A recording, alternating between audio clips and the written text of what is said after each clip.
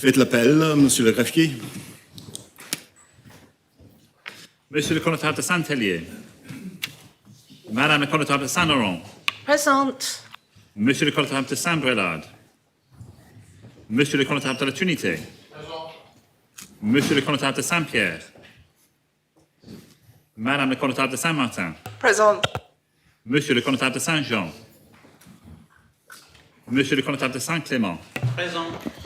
Monsieur le connétable de Gruville. Présent. Monsieur le connétable de Saint-Ouen. Présent.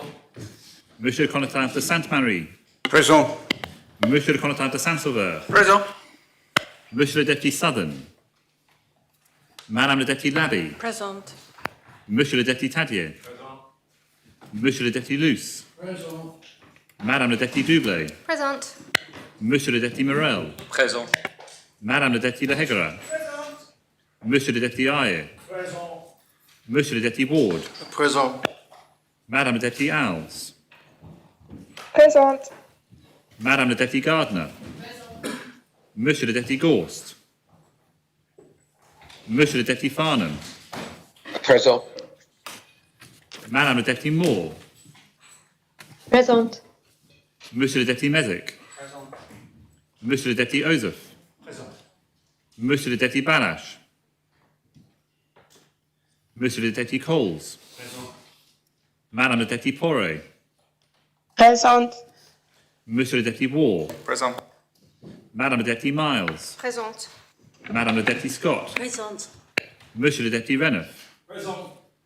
Madame le député Curtis. Madame le député Feltham. Présente. Madame le député Binet. Présente. Madame le député Jeune. Présente. Madame le député Miller. Présente. Madame le député Howe. Monsieur le député Binet. Monsieur le député Ferry. Présent. Madame le député Kovac. Monsieur le député Curtis. Madame le député Ward. Présente. Madame le député Wilson. Présente. Madame le député Stevenson. Présente. Monsieur le député Andrews. Monsieur le greffier. Prions Dieu.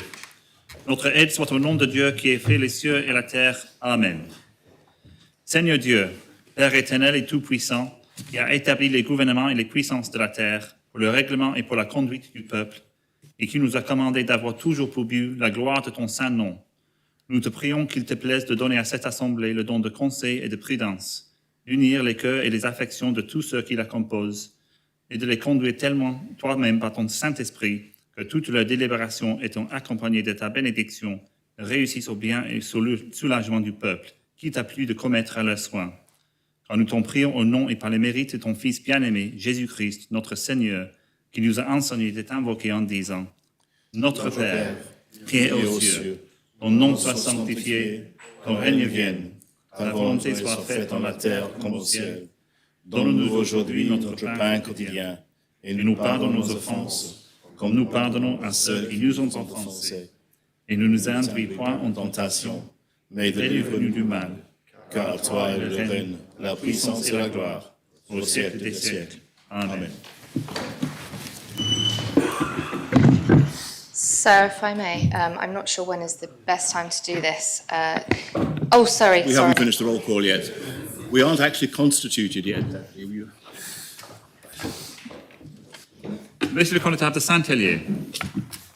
Sir, the constable alerted me yesterday and asked me to say that he is attending with the deputy bailiff the Bloodfest in Bad Wurzach, so it's official state's business, and asked the Assembly to mark him excusé for this important event. State's business. Monsieur le connétable de Saint-Brelade. Monsieur le Connétable de Saint-Brelade is travelling to Paris for an APF General Assembly. He has left slightly early, but was hoping to get there in good time. And the conference is kind of already underway, and I think he was anticipating being cautious given the state of flight. So I'll leave it in the Assembly's hands, but I think he's got reasonable grounds to be away on state's business. That sounds right to me. Any objections? No, state's business. Monsieur le connétable de Saint-Pierre. Présent. Monsieur le connétable de Saint-Jean. Défaut? Monsieur le Deputy Southern. Therefore, Monsieur le Deputy Gorst. therefore, Monsieur le Deputy Balash. Sir, Deputy Balash is travelling back from the UK for the reasons that I outlined yesterday, and in fact he has just arrived at the airport, so should be with us by 10 o'clock. I ask that he be marked as excusé until such time as he arrives. therefore excusez.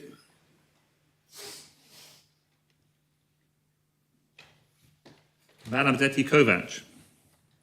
Sorry, I ask if Deputy Kovac could be marked excusé for the same reasons. Same as the rest reasons, of the- yes. Thank I you. don't actually know what those reasons are because I wasn't here on the first day, but I'm assuming if the Assembly were happy then they're happy now. L'Assemblée est en nom, Monsieur le Président. Les États sont constitués. Before we move on to the business of the day, I'm delighted to welcome representatives of the National Association of Head Teachers who have come to watch the States at its best, namely before we start anything, and welcome them in the usual way. Sir, Yes. excuse me, sir. Although I'm present this morning, I am going to the APF conference in Paris this afternoon, and I do have faith in the local travel arrangements. Well, I would hate to say that attendance or non-attendance at the Assembly is a matter of faith, Deputy, but we can proceed on that, and thank you for telling us. Deputy Doublé, you wanted to raise an issue? Thank you, sir. Hopefully this is the right time now. I wish to seek the leave of the Assembly to extend the number of members on my scrutiny panel and to nominate a member today. Right. Well, I suggest that what we do is we conclude the debate on the current matter, and then that can be the next item of business unless any member objects to that. Very well. Well, that's the way we will play. Thank you, sir. Yes, Antar. Sir, can I just advise the Assembly that I have to attend a funeral later this morning, and I won't be here from about 12:15. Thank you. Thank you very much. Thank you, Carter. Right, very well. We proceed now with the business of the day. The debate is on P48, meanwhile use of the former gas place site. Does any member wish to speak? Deputy Gardner. Thank you, sir. Let me start by saying clearly, I support the intention behind this proposition. I believe, like many of us, that we must make better use of vacant spaces across the island, and meanwhile use can benefit young people, wider community, and other matters. In fact, why I decided to speak early, because yesterday I was able to support amendment as I recognize the value of the principles after listening carefully to Deputy Ranoff and Deputy Curtis' speeches. So this is why I felt that I was able to support the amendment. But what we are having now, I understand the intention, and however they're good, it must align with reality. And in this case, with regret, I cannot support the proposition as it stands because I believe it risks undermining the very thing we are all working hard to deliver: a new, purpose-built school for St. Helier Central. We are not in, and to be honest, we are not in any imagination to choose between use it or lose it. We know that the schools is going to be there. We're in the middle of creating some transformational for St. Helier children and families, long overdue, modern schools that meet the needs of the children and families in our capital. And I hope the Minister for Education, Lovelock Lonin, I saw that he puts his light on, will give more details on programs and funding and reassure the Assembly it's going forward.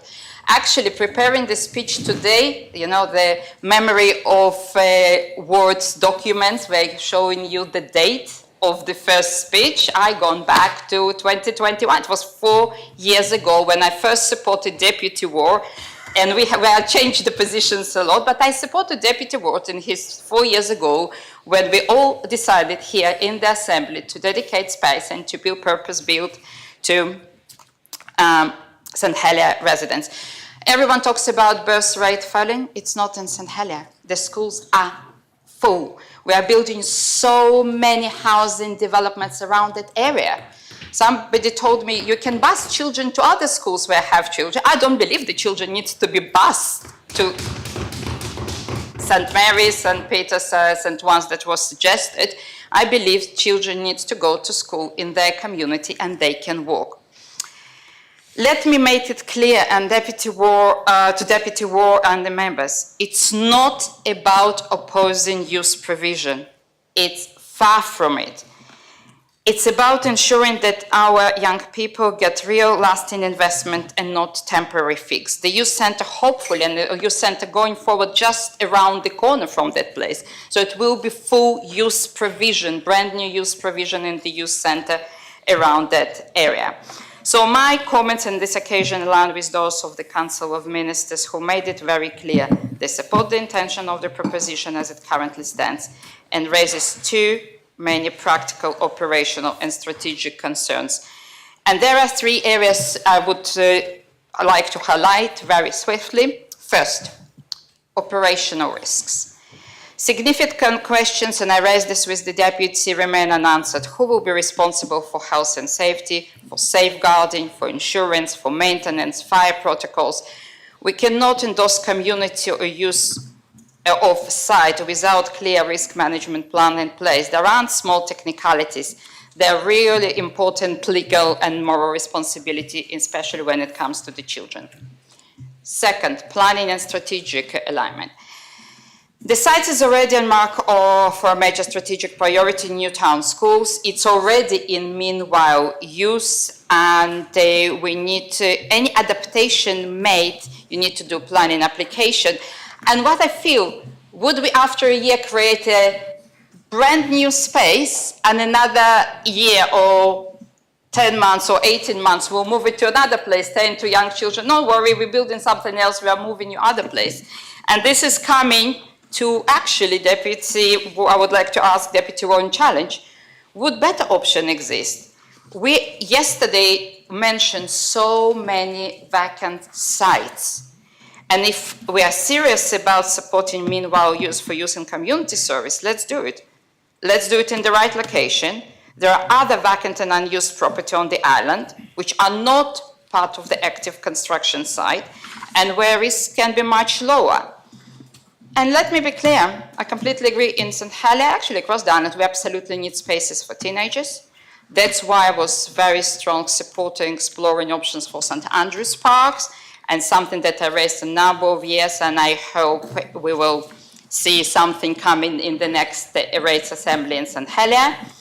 There are other areas in town that could benefit from the great ideas and Deputy War passion and funding that he worked hard to secure. Let's make sure we channel that energy into a location where it can thrive for a long time without compromising other critical projects. In closing, I thank Deputy Ward for bringing this important discussion forward.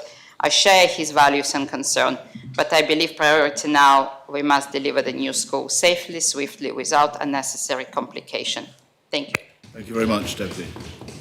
Sir, can I raise defo on Deputy Southern? Yes, the defo is raised on Deputy Southern. Next to speak, Deputy Alex Curtis. Thank you, sir. Parliamentary, I think it's fair to say you're doomed if you do and you're doomed if you don't. We are now in a fairly amusing and comical position. So you were fortunate not to have to sit through it yesterday. As sir with the legal profession, strong arguments normally win cases. Unfortunately, they didn't last time. We had a chance to vote on something that would have made this workable. And instead, this was voted down because some members of this Assembly didn't want to support a workable version of something they agreed with. So, on the counter, if we hadn't debated it separately, I just know that the amendment would have been swallowed over, skirted over, and the arguments put forward would have been those targeting the unamended version.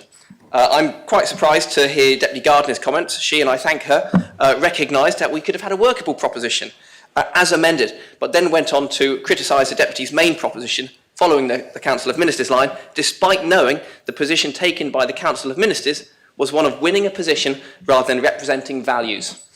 We are now truly debating a proposition without reason, which is disappointing, and I already know the arguments that will be given. So, sir, this is frankly comical, albeit I find slightly sad, genuinely, for members who, like me, think they know exactly how this will go. I will invite them to play along with me a light game of avoidable reasons bingo. This is filled with reasons members might bring up in their speeches today, which we all know would have been dealt with if the amendment had passed. Members may choose to add to this or choose 5, and I will start with the first box. There will be confusion about what we will be doing because of what the Deputy has put in the media. We had a chance to be very clear. The Assembly couldn't agree with an unamended version, and we chose not to take that. Second box, the proposition is too tightly worded and doesn't allow for the case where it's truly not possible to fit a meanwhile use on the site.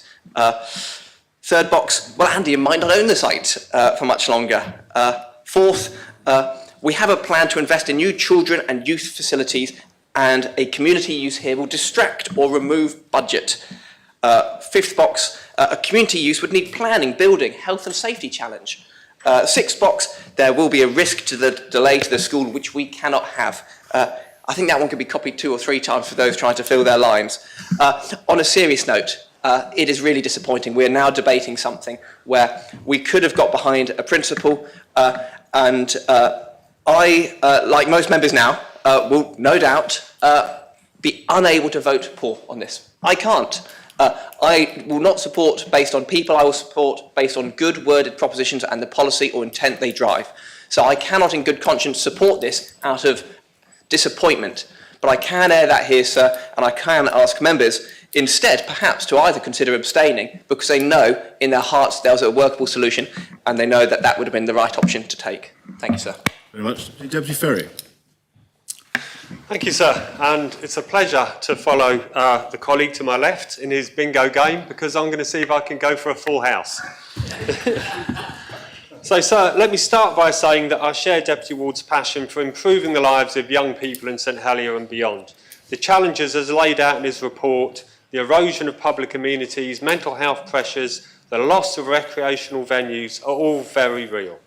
But this proposition, while emotionally compelling, risks undermining strategic development by introducing short-term fixes that could compromise critical long-term outcomes.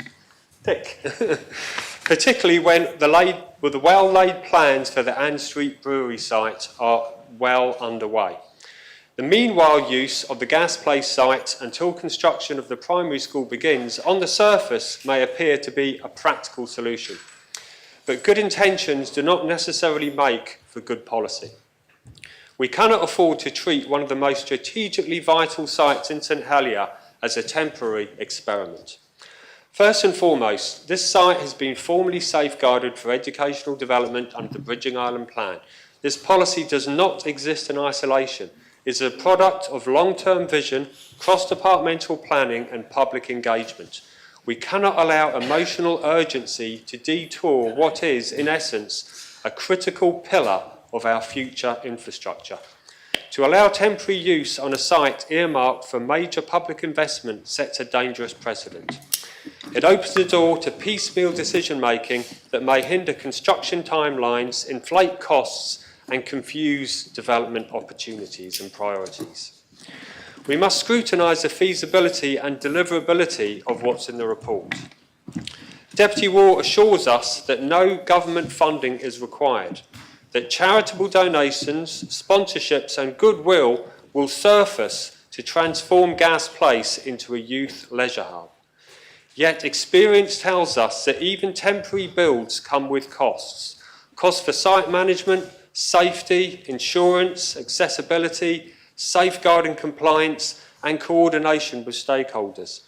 If these costs are underestimated or underfunded, responsibility would ultimately fall back to the taxpayer. And let us not forget that meanwhile use often becomes long while use. There is no faster way to derail a major capital project than to hand over a site for use without a clear and binding timetable for hand back.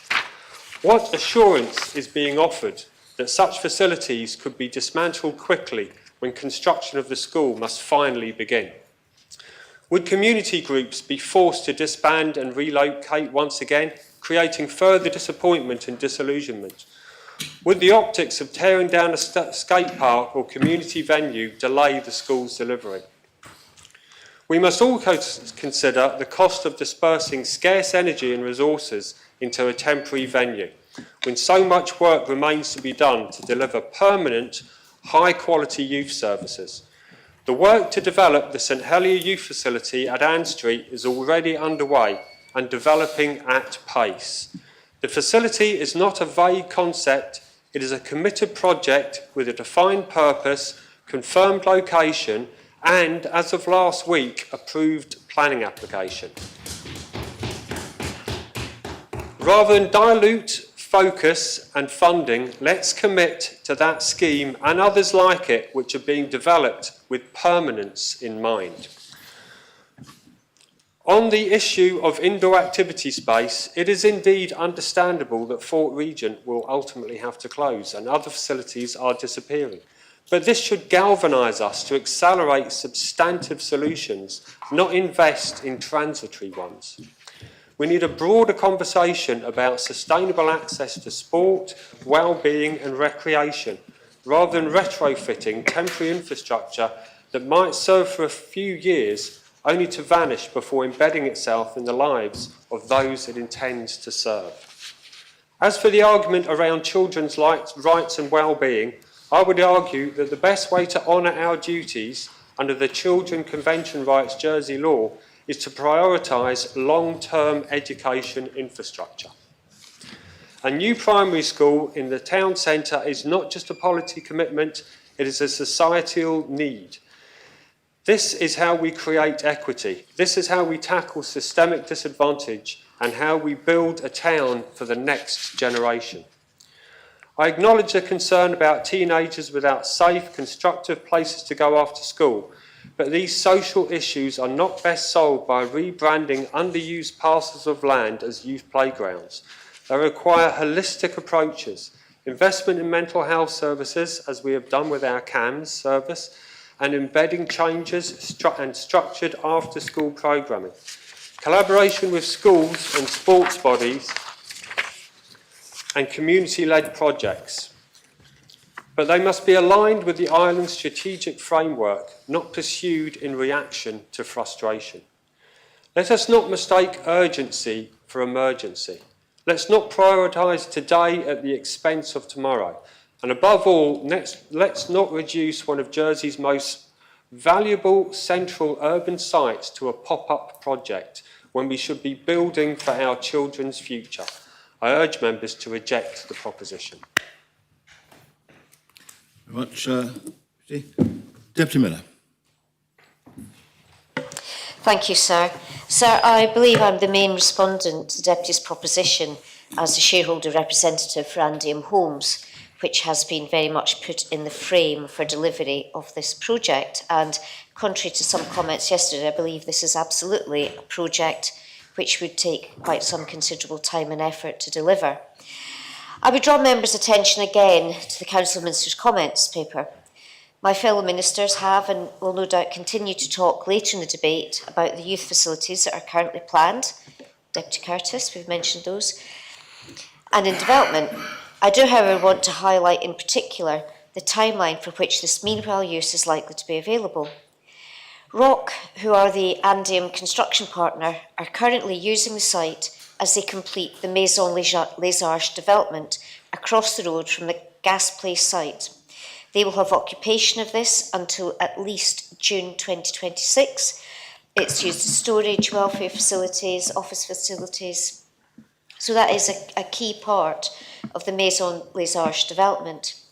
I hope no member would think it would be a good idea to force ROC to find and use alternative facilities in the centre of town for these purposes, which would not only delay the completion of Maison Les Arches, but also no doubt have a series of financial implications. It's estimated that enabling works for the new primary school will begin in October 2026. So this meanwhile use may only be for a matter of a few months at probably considerable cost and effort. Members should therefore consider whether this proposition brings true value for money and benefit to islanders for such a short time frame. Like fellow ministers, I do of course agree that our young people need spaces dedicated to them, but I cannot agree that this is such a space, not only from the nature of the space, but also from its location, which is right in the middle of two very significant construction sites. Now, the Deputy has circulated some photos yesterday, which does show a vast amount of space seemingly available, but it remains the case that it is simply not suitable for this purpose. So the proposition calls for Andium to work with stakeholders to develop and implement a meanwhile use of the Gasplay site that will be beneficial to the community. I absolutely acknowledge that Andium is not just a social housing provider. Many of its developments, such as Edinburgh Court and Pleasant Court, have charitable facilities included in them, and Andium works extremely well with the third sector.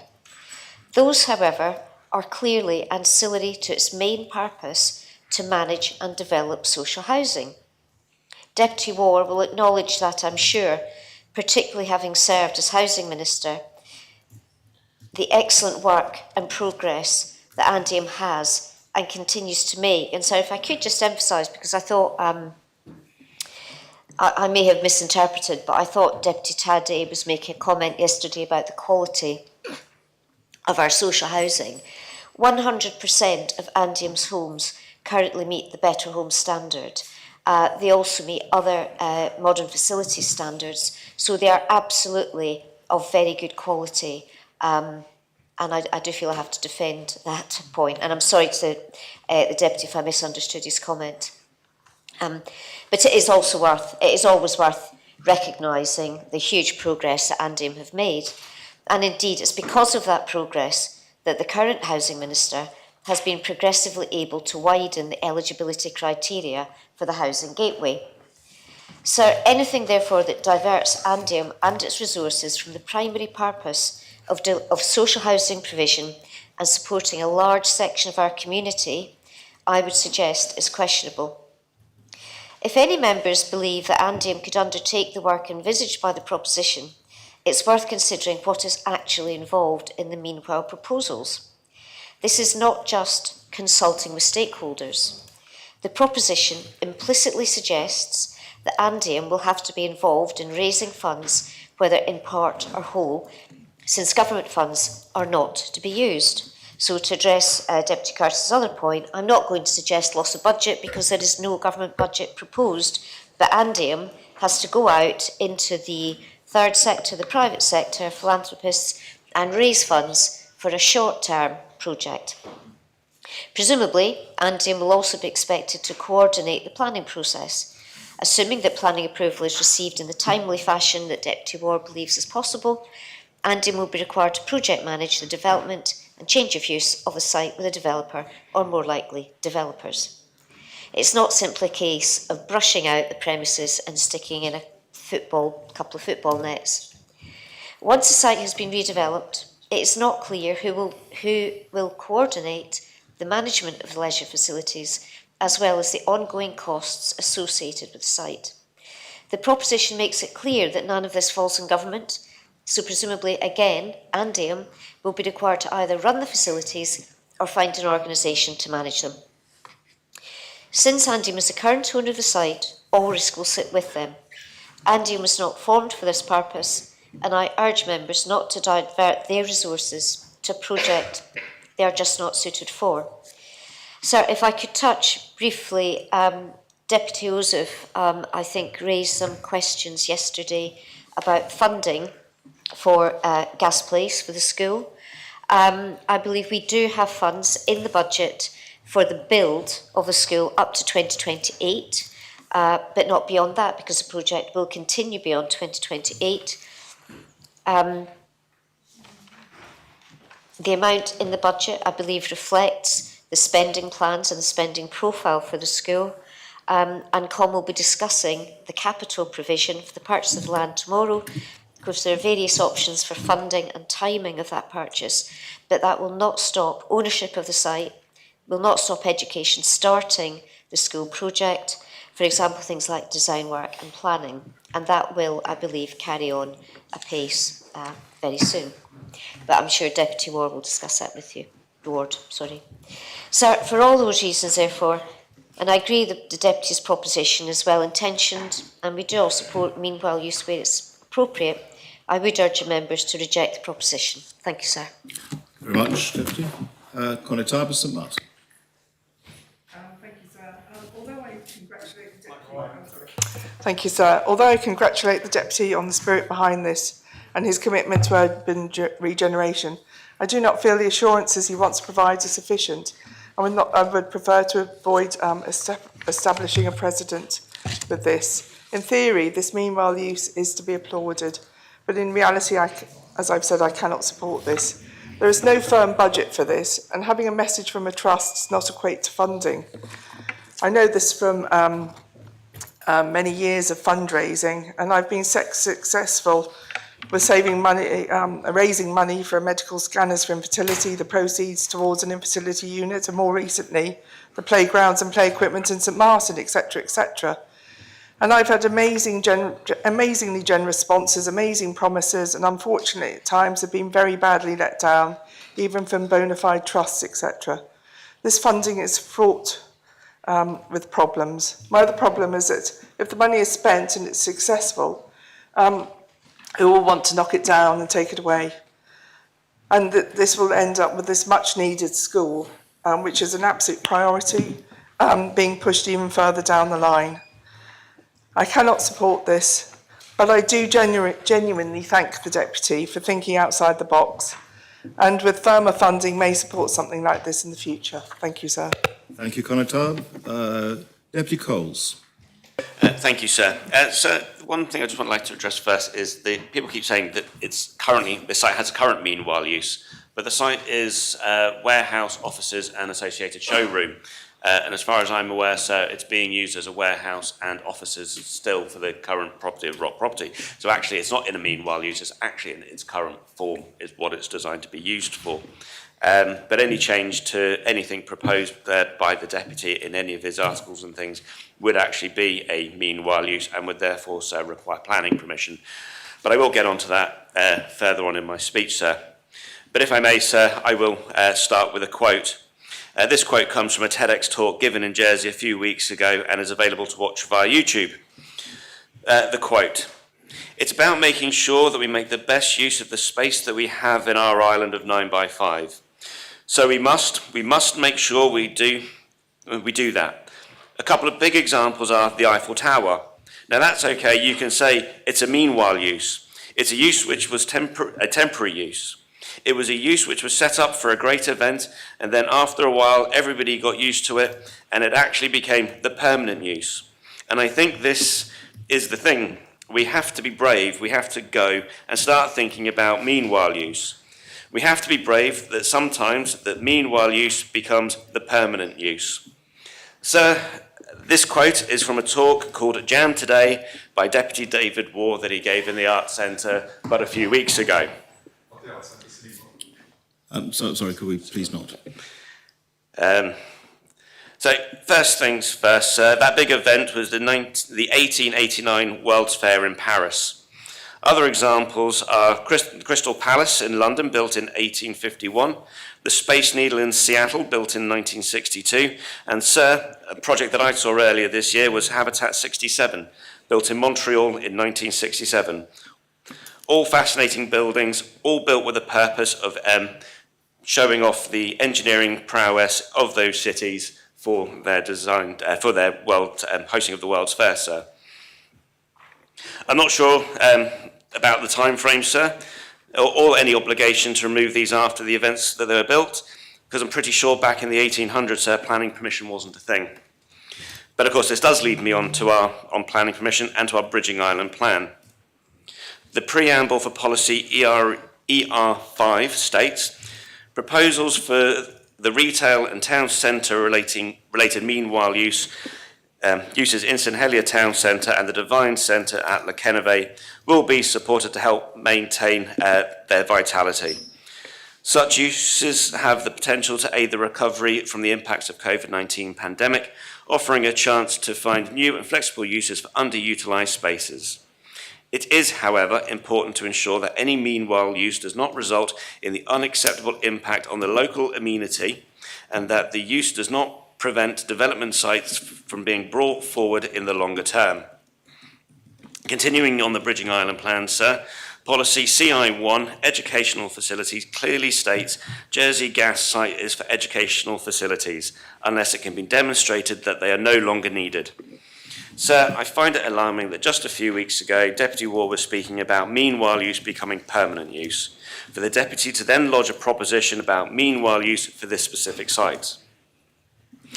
Sir, the Deputy pledged to extend the park. No ifs, no buts. But of course there was a brief if and but when it came to the consideration for different sites in this area, but the Deputy voted against the 21st Amendment to the 2023-2026 Government Plan. And I can quote the Deputy again, this time from Hansard. We scoured town. However, considering all the options, I can say with confidence that I was swayed by the arguments for the school on the Gas Place site. Sir, the previous Education Minister, the current Education Minister, both believe that the school is very much needed in this area. The Council of Ministers in their comments confirmed that funding is coming in the next government plan. I think it is clear that it has not been demonstrated that the new school facility is not needed.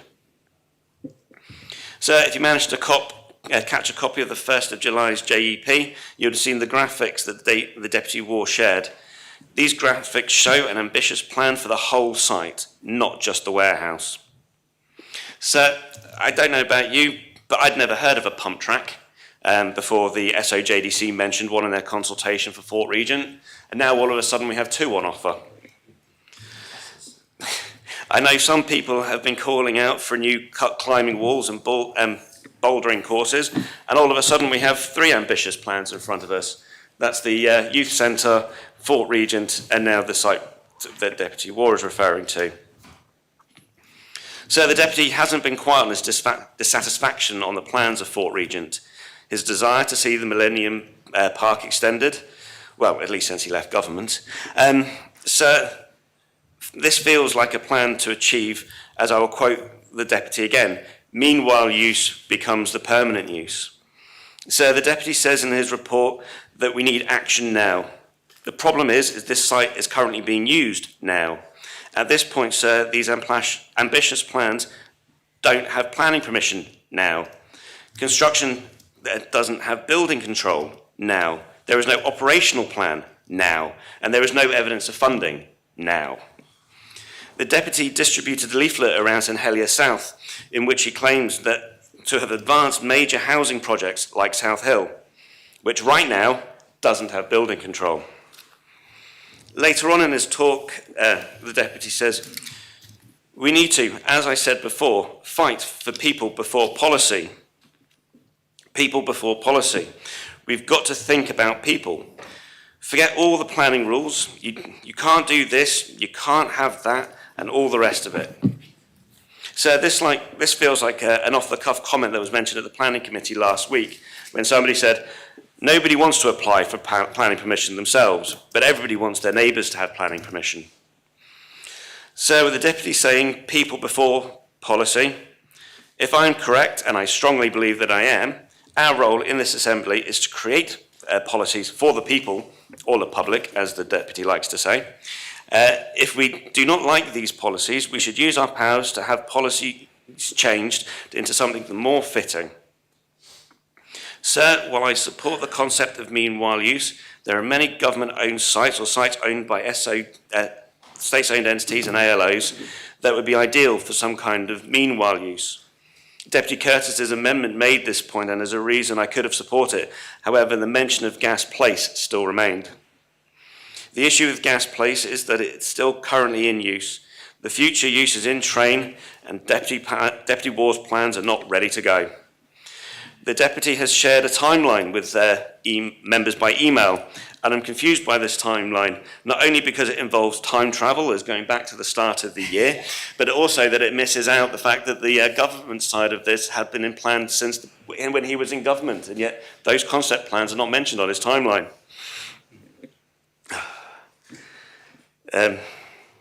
So the plans might not be that complex that the Deputy is proposing, has mentioned outside of this assembly. But these would all still be subject to the same level of scrutiny from planning permission, building control, third-party appeals, because he doesn't mention that in his on his timeline either, sir. And those who worked in planning know that third-party appeals can come from anyone who lives within a 50-metre of the red line boundary, which is quite a large number of people within that area, sir. But by the time they are ready to go and this facility is built, it will not be very long before it has to close to make way for the school. Sir, I feel that this is almost cruel, to promise to build a great facility, to get young people excited and let them get a glimpse of something amazing, just to take it away moments later. Sir, my final comments will be on the subject in the Deputy's report. Sir, the Deputy grossly confuses neurodevelopment with mental health challenges and mental illness. These three conditions are not the same thing. They all can't be prevented by a climbing wall. Sir, to challenge the funding of CAMS in such a way shows great lack of understanding of the challenges of mental health, mental illness, and neurodiversions. Sir, I'm just going to leave my comments there. Thank you. Very much indeed. Deputy Catherine Curtis. Thank you, sir. Meanwhile use in general is a great concept when there is agreement from all stakeholders. Having spoken to some business leaders, it's clear that there must be full agreement from all stakeholders for meanwhile use to work. When meanwhile use is feasible, it's on land with known future plans and long lead times. The gas place site is already being used, which is expected to continue into next year. Around that time, hopefully, work should be starting on the permanent plans for the site. These plans are for a primary school to replace the existing St Luke's and Springfield schools. I've visited both schools and it's clear that while they are excellent schools, the buildings and the play space are not sufficient. I'd suggest that States members, especially town deputies and the Constable of St Helier, should visit these schools and speak to the head teachers about facilities if they haven't already done so. In fact, I've been to St Luke's School just in the last few weeks. It's imperative that there are new facilities for St Luke's and Springfield, and I don't want to see any possible disruption to the plans for these new facilities as provided for by the new school. I have to say that I'm not confident that meanwhile use plans on the gas place site would not cause delays or more problems to the progress of the new school. We are aware that there are campaigners against the school being sited here, and I'd be concerned if meanwhile use plans go ahead, as illustrated by Deputy Waugh on this site, that there would be calls to make the meanwhile use permanent. So for me to support a proposition for meanwhile use on the gas place site, it would have to be detailed, it would have to be with agreement of all stakeholders, and would have to include a detailed exit strategy. For this reason, I could not support the amendment either. Alternatively, I'd be happy to support some sort of proposition about meanwhile use more generally, not connected to any specific site, but to ensure it's considered in all developments. So this particular proposition falls somewhere between these two possibilities, so therefore I cannot support it. Thank you very much, Deputy. Deputy Morell. Thank you, sir. So I'm pleased to follow Deputy Catherine Curtis there, who's gave a perfectly good and nice speech but obviously against Deputy Waugh's speech, but perfectly civil and perfectly nice. Unfortunately, I'm less keen to follow Deputy Tom Coles' speech, which I just felt was unnecessarily personal in the way it developed. And because what Deputy David Waugh has done is provided us with a perfectly reasonable proposition, I think, and I won't be supporting it, but it's a perfectly reasonable proposition in itself. And I think it's the right thing is to put perfectly nice arguments against in a very civil way, rather than taking the attacks further than that, sir. And I think there are good reasons, unfortunately, that this can't be supported. And the main one is the Gas Place School. I don't personally want to see anything that could possibly knock out the Gas Place School from going ahead. And so for that reason, I won't be supporting this. But the idea of meanwhile use is, I think, something that Deputy War has hit upon and is a perfectly good thing in general that this island really would like to see the government delivering more often. Because we have, and I thought Deputy War's list of properties that were unused that he read yesterday, it's startling and it's embarrassing that we have so many unused properties. And meanwhile use is a perfectly good way to deal with that. I see it happening across Europe and across the UK. I see buildings put into meanwhile use, and it can be simply, 6 months as a brief retail outlet for a charity. We see it happening in King Street. We see private landlords giving up their shops for charities to use them for 6 months. Why can't government do something similar? I don't understand. It brings life back to those buildings and allows them to be used in an appropriate way. I have heard too many excuses listening to the reasons given against Deputy War's proposition, which, when you take them beyond Gas Place and think of them in general, I then think, do we have no vision in this assembly? Are we really incapable? Do we really think that we are so bound by health and safety, and we are so bound by insurance, and we are so bound by planning, we are so bound by all these things, that we are unable to make the town thrive and live, that we can't bring buildings to use for 6, 7, 8 months? Is that what we're telling ourselves, that it's not possible to bring buildings back to use for a temporary period of time? Because I find that unbelievably disappointing, because we must. We have to bring life into buildings, and whilst the long-term planning may well take a while to get through for a new development on a new site, to be able to put something on that site temporarily is a good thing to do. And when it comes to that idea that temporary becomes permanent, not if it is made very clear, both publicly and privately through contracts, that this is temporary, that this, however much it is enjoyed, this use will be temporary. We do have perfectly good meanwhile uses going on in the private sector, and in my view, it is about time that we brought them into the public sector in a meaningful way. But that all said, because of the specific nature of this proposition on this one site, which I do believe needs to have a school built in it as quickly as possible, I can't support Deputy's proposition. Deputy Rob Ward. Thank you, sir. There's quite a few things already been said. So the Deputy Constable Jehan is not here, but I've been working with the Infrastructure Minister. There are some comments that I would make on sort of his behalf, but the words don't sound right as mine because of the way they're written. I just want to point out a couple of things that were made to me. The Deputy War mentioned the folly in several times in his opening speech. I just remind him, the members, that it's under Ports of Jersey, a limited company rather than a public body.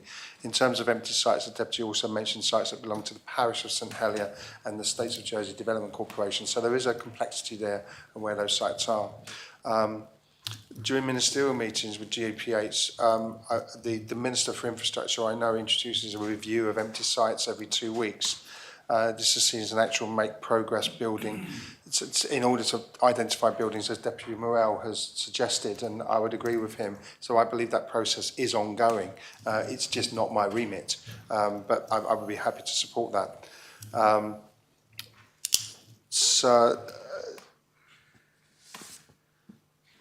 I won't mention any more of that because I'm very bad with other people's words. So I am pleased to speak on this proposition because on the surface it does appear optimistic, even appealing. But I believe beneath the veneer of good intentions lies a proposal that is premature, is opaque and fundamentally flawed. Meanwhile use as a concept is hugely beneficial, sir. Indeed, there's a library of TED Talks which extol the creative use of interim uses of different spaces for community garden, art installations, temporary sports grounds, and these things can be wonderful, and I would support that when they're meaningful. Indeed, it's interesting that Deputy Curtis's amendment seemed to be covered by the part in the law that talks about temporary use, as quoted by Deputy Coles, whose speech I believe was actually very, very factual. I don't think it was personal at all. I think it was factual. Unfortunately, the facts don't hold up. And one has to, when one brings a proposition, have the facts behind you. But not every site and not every moment is appropriate for meantime use. And we must be careful in imagining, because something works in theory, it therefore works in practice. And I have to challenge the lack of clarity in financial detail.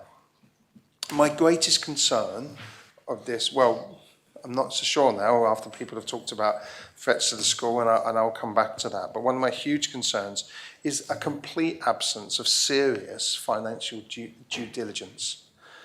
Who will fund the project? And I asked the Deputy these questions, and perhaps he can sum up. Who will fund this project, and how much will it cost? Is it going to be free to users? And then who absorbs the operational costs long term? Who staffs it, and who employs those staff? Who takes care of the risk assessments, of the health and safety issues that go with it?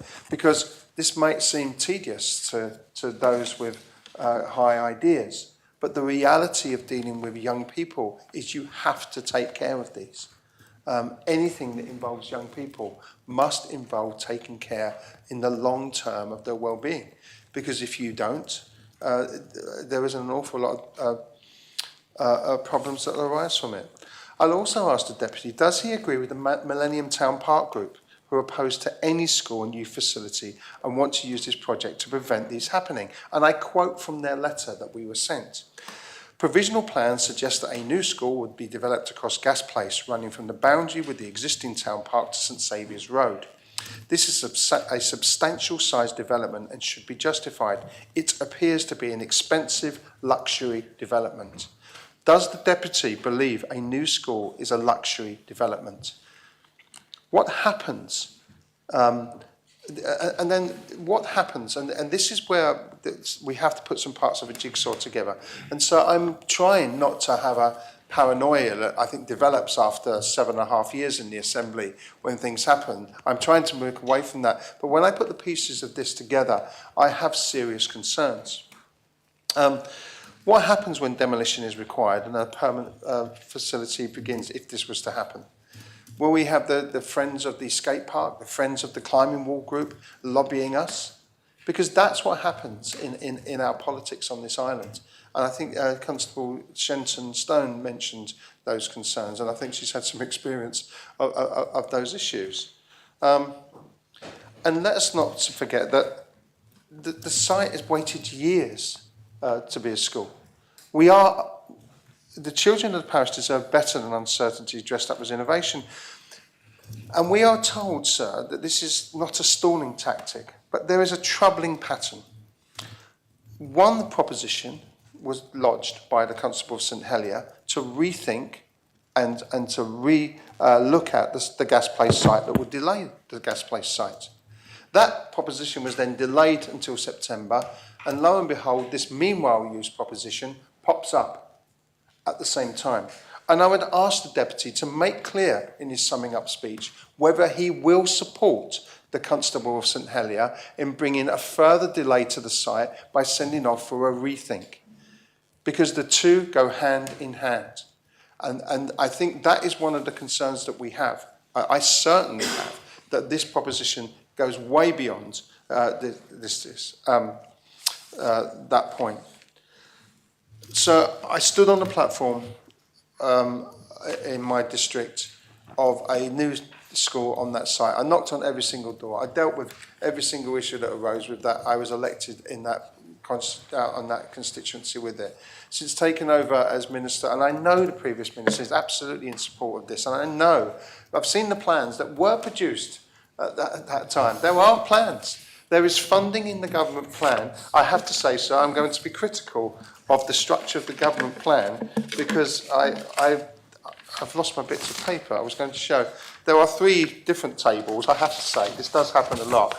where the funding is spread all over the place. I take on board what Deputy Joseph said to me in the tea room yesterday. I think we need to do that better in terms of its presentation. If there is a project, there is no reason we can't put all of the parts together for a project in there. But there is money in 2025 for the development.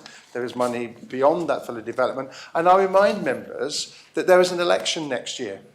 And so we have no idea what will happen after that. So it is so important that we first get the land, which is, we are very close to detailing, and I think we're going to be discussing this week to finalise having that land for the build, and then the planning permission, and then work can start early next year in terms of the precursor work, etc., etc. It has to be in place and ready to go before the next election. Otherwise, this is going to become a new hospital project. It will be delayed and delayed and delayed. So we have to take action now. So I have to ask the Deputy where his financial plan is. We were sent an email that seemed to suggest, or I've contacted somebody and they said, oh, just be in contact with us and we'll be fine. That is not a way to fund the project. If I was to bring a proposition to this Assembly and say, don't worry about the funding, there'll be some money down the line from somebody somewhere, I would be laughed out of the Assembly. So we have to be really careful on these promises. And I want to ask the Deputy to be clear as to whether he will be bringing a project to the St Helier Rates Assembly to ask for money from St Helier to do this, towards this project. Because we were at a deputies meeting where we were giving a briefing on the rates and the situation within the parish, and I thank the constable and his staff for providing such a detailed presentation to us, so we know where we are and we know why the rates will be what they are. But no mention was made of it then, and I don't think we should be playing those games in the Assembly, making in that way. So the staffing model I must return to because it is so important. If we are going to offer a facility, what will the hours be? When will it be accessible? Who is going to staff that? And who bears liability in the end? Where is this positioned in terms of running and the liability for any injuries, for liability for any situations that arise? A climbing wall, a pump track, all issues. I mean, I'm risk adverse with my children. I must confess that I was very risk adverse with my children. But you know, I'd probably let them go on the climbing wall if their mother took them along, because I couldn't cope with that. But there has to be a liability to anything that goes wrong. It needs to be detailed. So I finished because so much has been said. The proposition, I believe, is a distraction. And I would say it is, to some extent, and I really hope I'm wrong, but I can't get away from it, that it's masquerading as community engagement.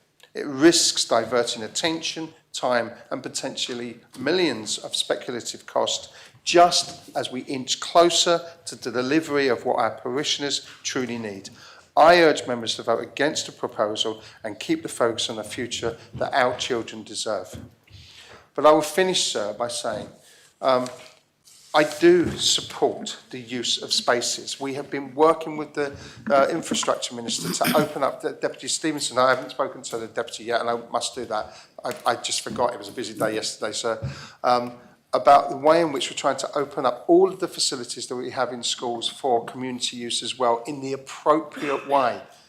And again, I have to be the really boring party pooper here, sir, and say in an appropriate way with appropriate safeguarding so that schools aren't affected, so that we can continue to use those facilities properly and they're not damaged, etc., etc. But we have to do things correctly.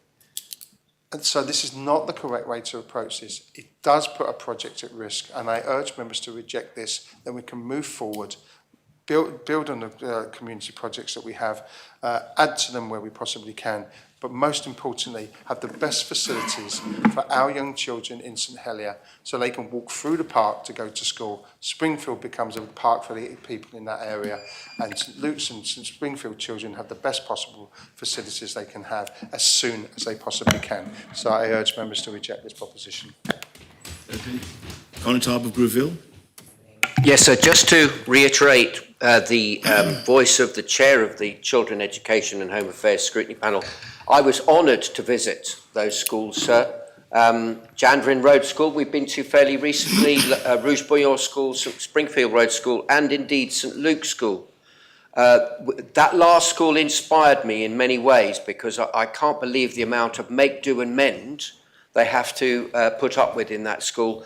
Inadequate premises, not great, but adequate, I would say. But truly inspiring to see the attitude of the principal there, the head teacher and their staff, and how they cope with those facilities, sir. But truly, I was inspired enough to think nothing can get in the way of this new school at Gas Place, and I simply cannot support this proposition. Deputy Hegarad. Thank you, sir. And I'm going to also include something else in this topic. I supported a little while ago a proposition brought by Deputy Gardner in relation to the site of the fire station, which sits close by Rouge Bouillon School. At the time, they were looking for sites in relation to a fire station and an ambulance station, and that's bounced around. They were together, they weren't together, etc., etc. Gas Place site fits into the puzzle, as I've mentioned on numerous occasions when asked by the scrutiny panel. If we don't build the school at Gas Place site, I'd like to ask those people that want to do something with Gas Place site where they think we're going to build a fire station. Because until we resolve the issue with Rouge Bouillon School, because surprisingly enough, their facilities may be good in relation to some of the facilities in the school. However, they have no facilities for children around the school, and those schools are not up to the standard that they should be. I think we need to be quite clear that we need to ensure that we build schools where the majority of our population is living, and hence that is St Helier. And we need to have good modern schools and infrastructure. I'm not going to go on about and follow what Deputy Warder said, because people have already said it. But when people consider, when they think that this is a good idea or not to have a meanwhile use of the site in Gas Place, and like others, sir, from my perspective, I have no issue with the meanwhile use, and I didn't support the amendment because I will not, let's make this clear, I will not support anything that has any word that includes Gas Place in it, because I will only support the building of a school in Gas Place as was promised in the previous Building Island plan. I'm not going to vote for anything that talks about Gas Place otherwise. We will be building a school there as far as I'm concerned, and then once that school's built, all of the other bits of the puzzle will fall into place. We'll be able to do something with Rouge Bouillon, we'll be able to do something with St Luke's, we'll be able to do something with Springfield School. Those schools, all of those puzzles and all of those opportunities for the meanwhile use of some of those sites may fall into our laps. Once that's done and I can have a new fire station, I will agree to other things. At this stage, I will not, sir. Very much, Deputy Dublé. Thank you, sir. I'm really struggling with this one, and I'm listening closely to the speeches, and I will listen to the summing up. And I thought I knew which way I was going to vote on this proposition, but what I'm hearing is that there is clearly a strength of feeling about the school that is due to be built on this site.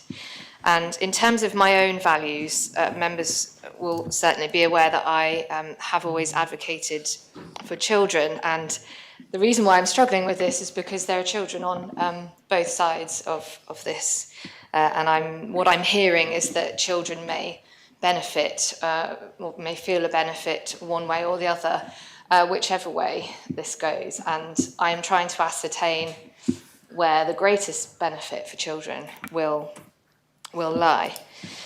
And in terms of the school project on this site, I haven't always agreed with a school being built on this site in the past, because one of my other values is preserving green space. particularly in areas where lots of children live. And indeed, for my parishioners in St Saviour, St Saviour is quite built up in places, and for those living on the St Saviour, St Helier border in that area, Millennium Park is the largest green space that my parishioners in that area can access. So I have in the past felt quite passionately that actually that should be an extended green space rather than a school. But I do listen, and I especially listen to my colleague Deputy Gardner, who has laid out the reasons why a school is so desperately needed there, and of course that's Deputy Gardner advocating for her parishioners, and the ministers have spoke about the need for that school as well. I would like to just hear, I'm not sure if there are other ministers, relevant ministers, who are yet to speak on this.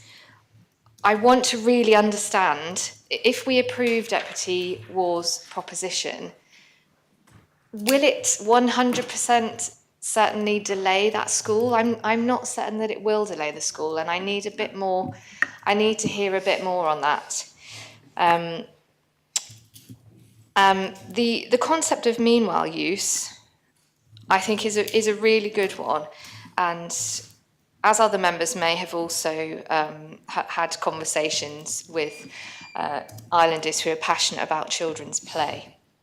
And I was shown a video of different types of meanwhile use, and it's a really exciting concept, and I think certainly for teenagers, which when we're talking about children, we don't often factor in the teenagers, do we? And I think that the facilities that could potentially be put in place quite quickly on this site are really exciting. And if this proposition isn't approved, which I'm sensing it's probably not going to be from the speeches that have been made, which does make me a bit sad, actually, because I had that feeling of excitement about the potential use. I would really like ministers, and Deputy Morell, I liked his speech because he also seemed excited about it. And I would like ministers to go away and consider how this could be done, perhaps with some more certainty around funding, because I hear what Deputy Ward said, I think it was Deputy Ward, about needing that certainty around funding. That's another factor in my thinking. So that's where my thinking is at the moment. I haven't decided which way I'm going to vote. I want to keep listening, but those are the principles that I will be using when I make my decision. Thank you very much. Deputy Hull. Thank you, sir. And I would like to thank Deputy War for bringing this proposition. And I do think meanwhile use is a really good idea. If there's an open space and we can utilise it for children's play and teenagers, that's great. But in this case, I think there's a very important need for this new school, and it's also going to have a special area for children with special needs, La Passerelle, and I'm a real proponent of that because they're not in a good place at the moment, and unfortunately I'm not able to support Deputy War on this occasion, but I commend him for bringing this to us. Thank you. Deputy Tadier. Thanks, sir. The previous speaker said it very well and very concisely. What I would say to Deputy Doublé is that if she thinks she needs to choose between a new school or extending an existing park, which, okay, it's not Hyde Park, but it's a substantial park already in a much needed area of town, one which wouldn't have happened were it not for a ring binder. And for many proponents of that park, if she needs any convincing about which is more urgent, I don't know if she's been already, but I encourage her to visit La Passerelle in her own constituency, and she's nodding to say she has. And I only went there last week for the first time myself, and I must say it was a complete eye-opener. It's something that I can't unsee now that I know it. And whilst we're talking about extending a park for people in that area of town to enjoy, the children at La Passerelle don't have any actual physical grass space they can go on. I've seen, I shouldn't say this, but I was so appalled by what I saw, not because the work that's going on there isn't great, and there's some great teaching staff, and they're in cramped facilities. These are, we often overuse the word vulnerable children and vulnerable people, perhaps too glibly, but these are literally vulnerable children, not just with special educational needs, but also much more complex behavioural needs because of the start they've had in life. And I was told about I think the staff there used the analogy about the cards that they've been dealt are not the greatest cards to start with. And then we, as an island, have basically then dealt them completely insufficient porter cabins, which are shoved into the corner of a car park, and literally some AstroTurf, which has been patched together, which is supposed to be their play area. I understand they can't even access the shared facility of the small strip of Highlands grass there, although they may have access to another tarmac area for playing. And I was really heartbroken to see that, sir.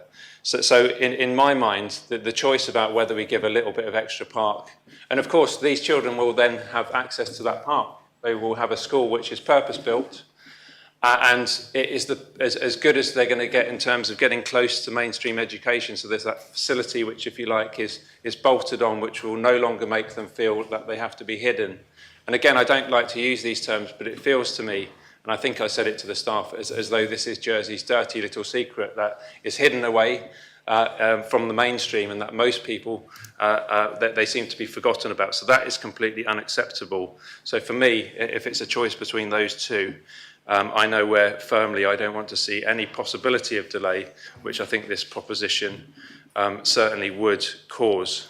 The other point is that we're not talking about the concept of meanwhile use. I think maybe the last debate was more to do around that. We're talking about a specific instance of a meanwhile use which would have all these complications and have these knock-on effects. So when I hear Deputy Morell speaking about, oh, you know, there are so many empty properties in government ownership which we need to do more with. I mean, if only there was a minister who could do something about that. I don't know, maybe we would call him the Minister for Sustainable Economic Development. If only that person had a way to influence government policy, I don't know, by maybe sitting around a table with other government ministers, let's call it the Council of Ministers, and he could advocate. And if only he had a budget where he could say, well, you know, what should we do with these empty properties? But of course, that doesn't seem to be the case. And similarly, when we come to Deputy Waugh's proposal, I'm really concerned. Other members have perhaps been too nice about this, and I thought actually Deputy Coles gave one of the best speeches I've heard him give, because it was clinical, it was concise, and yes, it was incisive, but completely necessary so. Because what we've got before us today is we've got a proposition from a member of the Better Way, and looking at the page on the internet on Wikipedia, it talks about the Better Way as a group of independent politicians in Jersey, doesn't enforce a party whip. Well, that's pretty obvious. But it did have 4 members who were elected. And what we've got is, and it does say that they share values and they pledge to work collaboratively together. Well, I don't see much evidence of that collaboration so far, because I know Deputy Curtis stood up early in this debate, sir, and said that yesterday he was disappointed that I'll take a point now. Point of clarification. If the deputy could clarify whether he believes I am a member of an affiliate independent party at this current time, I would appreciate that.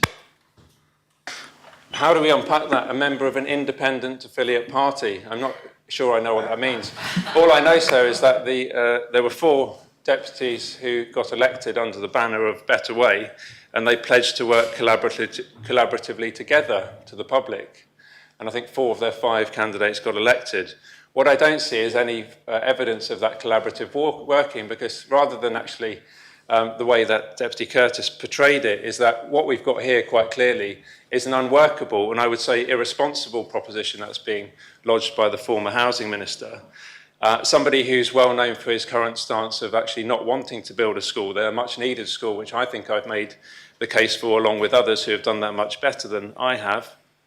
And Because they can't even support that policy, presumably he's not discussed it with them, I think what we've seen is a face-saving amendment come forward to try and actually ameliorate it, to save the blushes of perhaps other members who would wanted to have seen something better come along in the first place. And it's really unfortunate, because what that means is that when we as members get emails from members of the public, and we did get one recently, because of course Deputy War set lots of hairs running. I think he's promised things which ultimately, I suspect in his heart of hearts, knows are not deliverable, and certainly not politically feasible, promising all sorts of uses for climbing walls, but also, you know, skate park uses. And so we get emails from members of the public, well-intentioned and great people who do good work in the community, saying, would you be likely to support this meanwhile use that has been lodged? So I think it looks brilliant, but I'm keen to understand more perspectives. And of course, we then have to go back and reply, which is fine, but actually say to them, you know, there are so many problems with this that it's just not viable. And I think a lot of those problems have been listed. So, sir, I think rather than actually some colleagues being too harsh, I think we do need to give this a quick dispatch, sir. I think it's probably had a flattering amount of debate, to put it politely, and I would encourage members to move to the debate. And actually, if we want to talk about general meanwhile uses, there are lots of meanwhile uses. La Folie Inn, I know, is something that the Deputy started his speech with.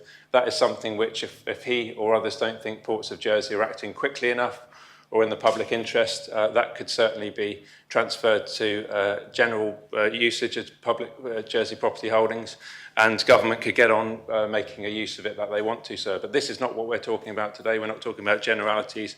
We're talking about specifics.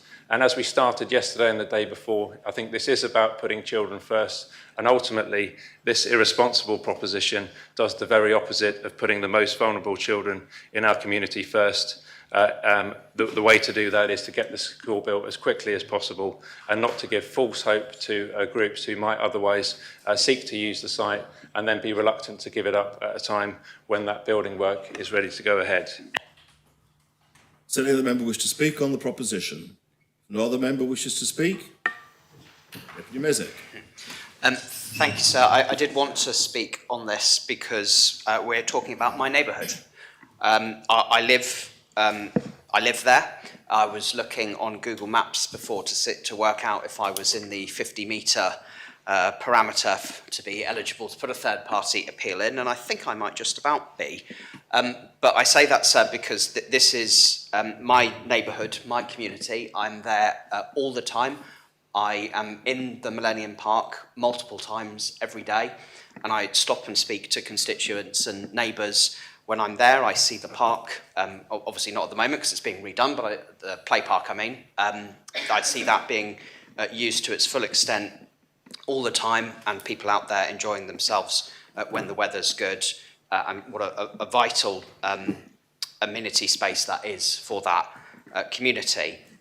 And that, sir, is why I do think that it is right that in this assembly we are frank about this proposition and the calibre of it, because this assembly is a serious institution which makes serious decisions, which can have a serious impact on the people who we represent. And it's because of that we have a duty to make sure that what is debated on the floor of this chamber is as credible as possible. The Deputy in his opening speech spoke about positive politics. Of course, sir, who could disagree with the concept of positive politics? But politics is not positive if what you propose is not underpinned with credibility. If it's not underpinned with that, then what you are offering people is false hope, and that is corrosive to politics. And so the reason I oppose this proposition is because it simply is not credible, and we have been given, even by its proposer, so many things that are contradictory. We received the other day, sir, an email from the Deputy purporting to try to debunk myths around this proposition, which in fact, sir, confused the matter even more. That email, sir, comes with a timeline of how this might be delivered, which, as Deputy Coles pointed out, involves time travel, because part of that timeline includes time that has elapsed, and it shows stages in the delivery of the new school and a potential meanwhile use that are completely incompatible with parts of the timeline that have been explained in the government's comments to this, sir, which say that the site is already being used for something, and at the point that that site stops being used for what it's currently being used is when some of the enabling works will then begin for the school, which means, sir, that there simply isn't time for a meanwhile use. So that part of his explanation is not credible. He then, sir, wanted to talk about the funding of this, because his proposition under its financial and staffing implications says that there aren't any. Sir, I just imagine if one of my party members brought forward something like that, that made such a claim, that short shrift that it would be given, but his makes this claim with no credibility underpinning it at all, sir.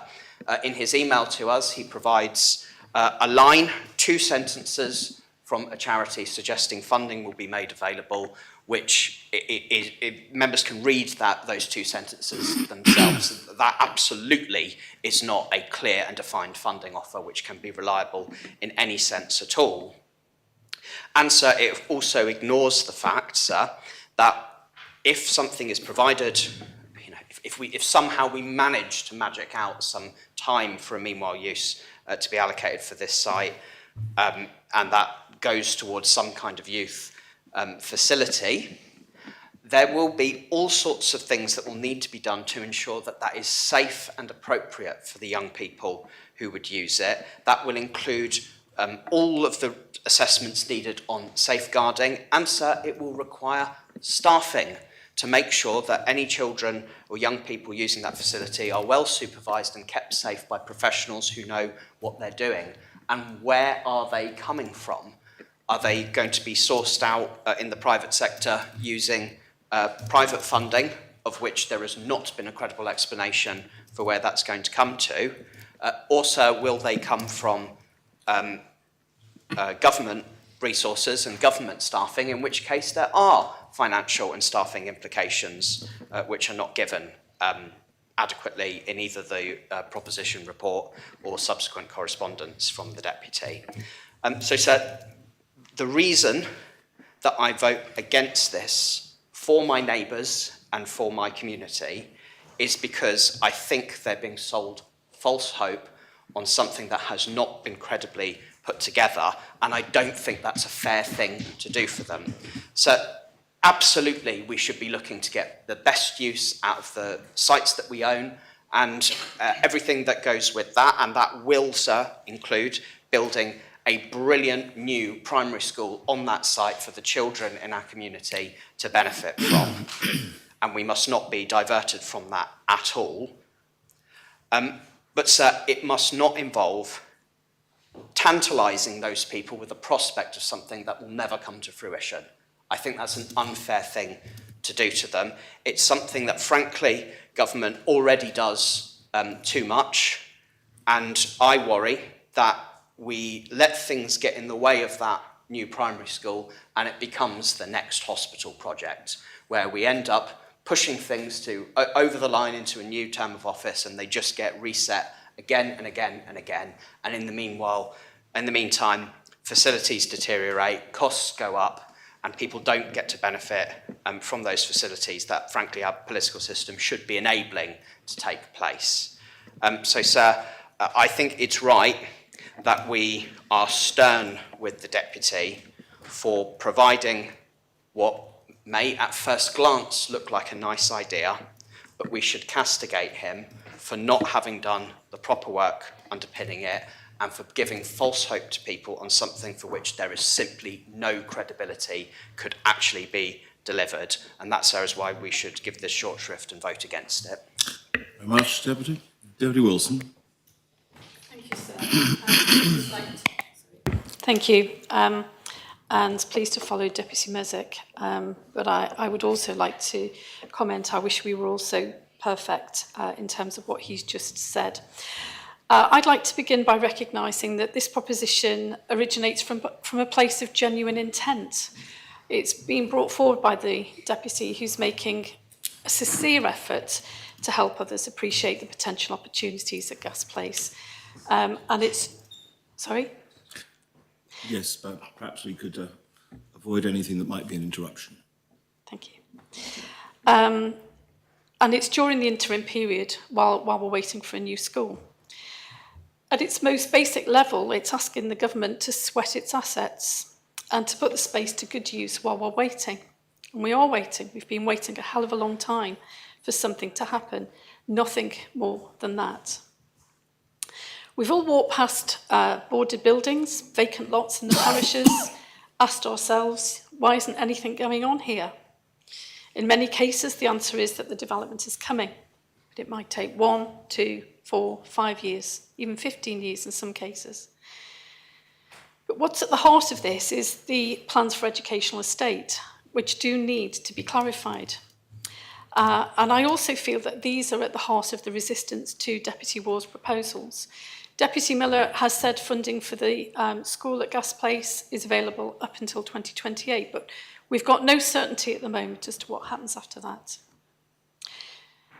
The question is, are we seriously saying that we'll start to build something without any guarantee that money is going to be available to take a capital project through to completion? Because that's what it sounds like. So in the meantime, why don't we test the concept of meanwhile use? Gas Place is an ideal test bed. It's a hugely political site, as we've witnessed this morning. And the arguments made as to why the school needs to remain there have been well made. But it's also a site that gives opportunities to create something different, to bring some vibe and energy in the space for a short time. It's a proven and effective means of activating space. And if any of us have had the opportunity to visit some of the major capital cities across Europe, you'll see this all over the place. And one of the things that is really good is these spaces actually engage young people. And we've got a problem engaging young people. So why don't we actually think differently about how we're engaging young people and look at initiatives like this to see whether this would be a lever for change, to actually get them engaged in understanding the importance of the public realm and even thinking about the public realm for the future. There's nothing wrong with pop-up approaches in cities and towns. As I said before, it's been an idea that's well evidenced all over the place. And neither is it a case for defending the plans for the school. As I said before, the arguments have been well made, but this is a proposal to unlock the value from assets that are otherwise lying dormant at the moment. And having spoken to young people, and I don't accept that we will disappoint if we raise expectations. I think my point is that having spoken to young people about the sorts of ideas that can go on here, they would be very excited and engaged to be part of something new and different. And on that basis, I think we have to test this, and I have to think, I do think we have to think differently, be less risk averse, and create and encourage civic participation in this sort of space. And that's the reason why I'm supporting Deputy Waugh's proposition. Thank you, Deputy. Deputy Felton. Thank you, sir. I was pleased to read this proposition, actually, because it took me back in time. It took me back about 20 years when I was working for the Arts Trust and was fortunate enough to attend the Trans-Europe HAL conference in Berlin, which focused on the use of disused buildings and art spaces and facilities that were then in those disused buildings in Berlin. And I had a very good time visiting a number of those facilities. But what was apparent from that is actually they were buildings and spaces that had no other purpose. And actually what did start off as temporary uses did in fact turn out to be long-term and permanent uses. But we did come back from that conference and think about what we could do for the island and look at where there were disused spaces and how they could be used for the arts and cultural sector. And I remember at the time, one project that we set up was actually the use of the Westmount Quarry space for local artists. But that was set up under very clear parameters, very clear agreements with the artists around what they would be responsible for, what the parish as the owner of that space would be responsible for, but also when a vacation of that space would be required. And we also looked at lots of pop-up art spaces. Some were more suitable than others, and we had a lot of fun setting up those art spaces, and I think opened up public art to lots of people that wouldn't have seen it. But my problem with this proposition is that what it's actually requesting us to do is spend an untargeted use of public service time and money. What the proposition is asking us to do is request the Minister for Treasury and her resources to get her team to do work and Andium Holmes' team to do work when with unnamed stakeholders on an unknown project for a time frame that actually doesn't appear to be, for reasons that have been outlined by my colleague Deputy Coles and Deputy Mezek, to be completely unreasonable. Now, I don't think that's an efficient and effective use of public service time or public resources. I'd rather the Treasury officials and Andium Holmes be able to focus on the job that they are set to do. So Deputy Dublé asked about delays. Yes, I do firmly believe that this is a tactic to delay and debunk the school plans. But further than that, I think that the putting resources into this when we have no clear plans would actually have the possible cause of delaying other work that's being done by government. We don't have civil servants sat in Union Street twiddling their thumbs waiting for a project to do. That said, if an independent, and I look at this proposition and what it does and what it doesn't do is set up a project that's feasible. But if an independent group with actual plans brought forward a business case, nothing currently would prevent consideration of it.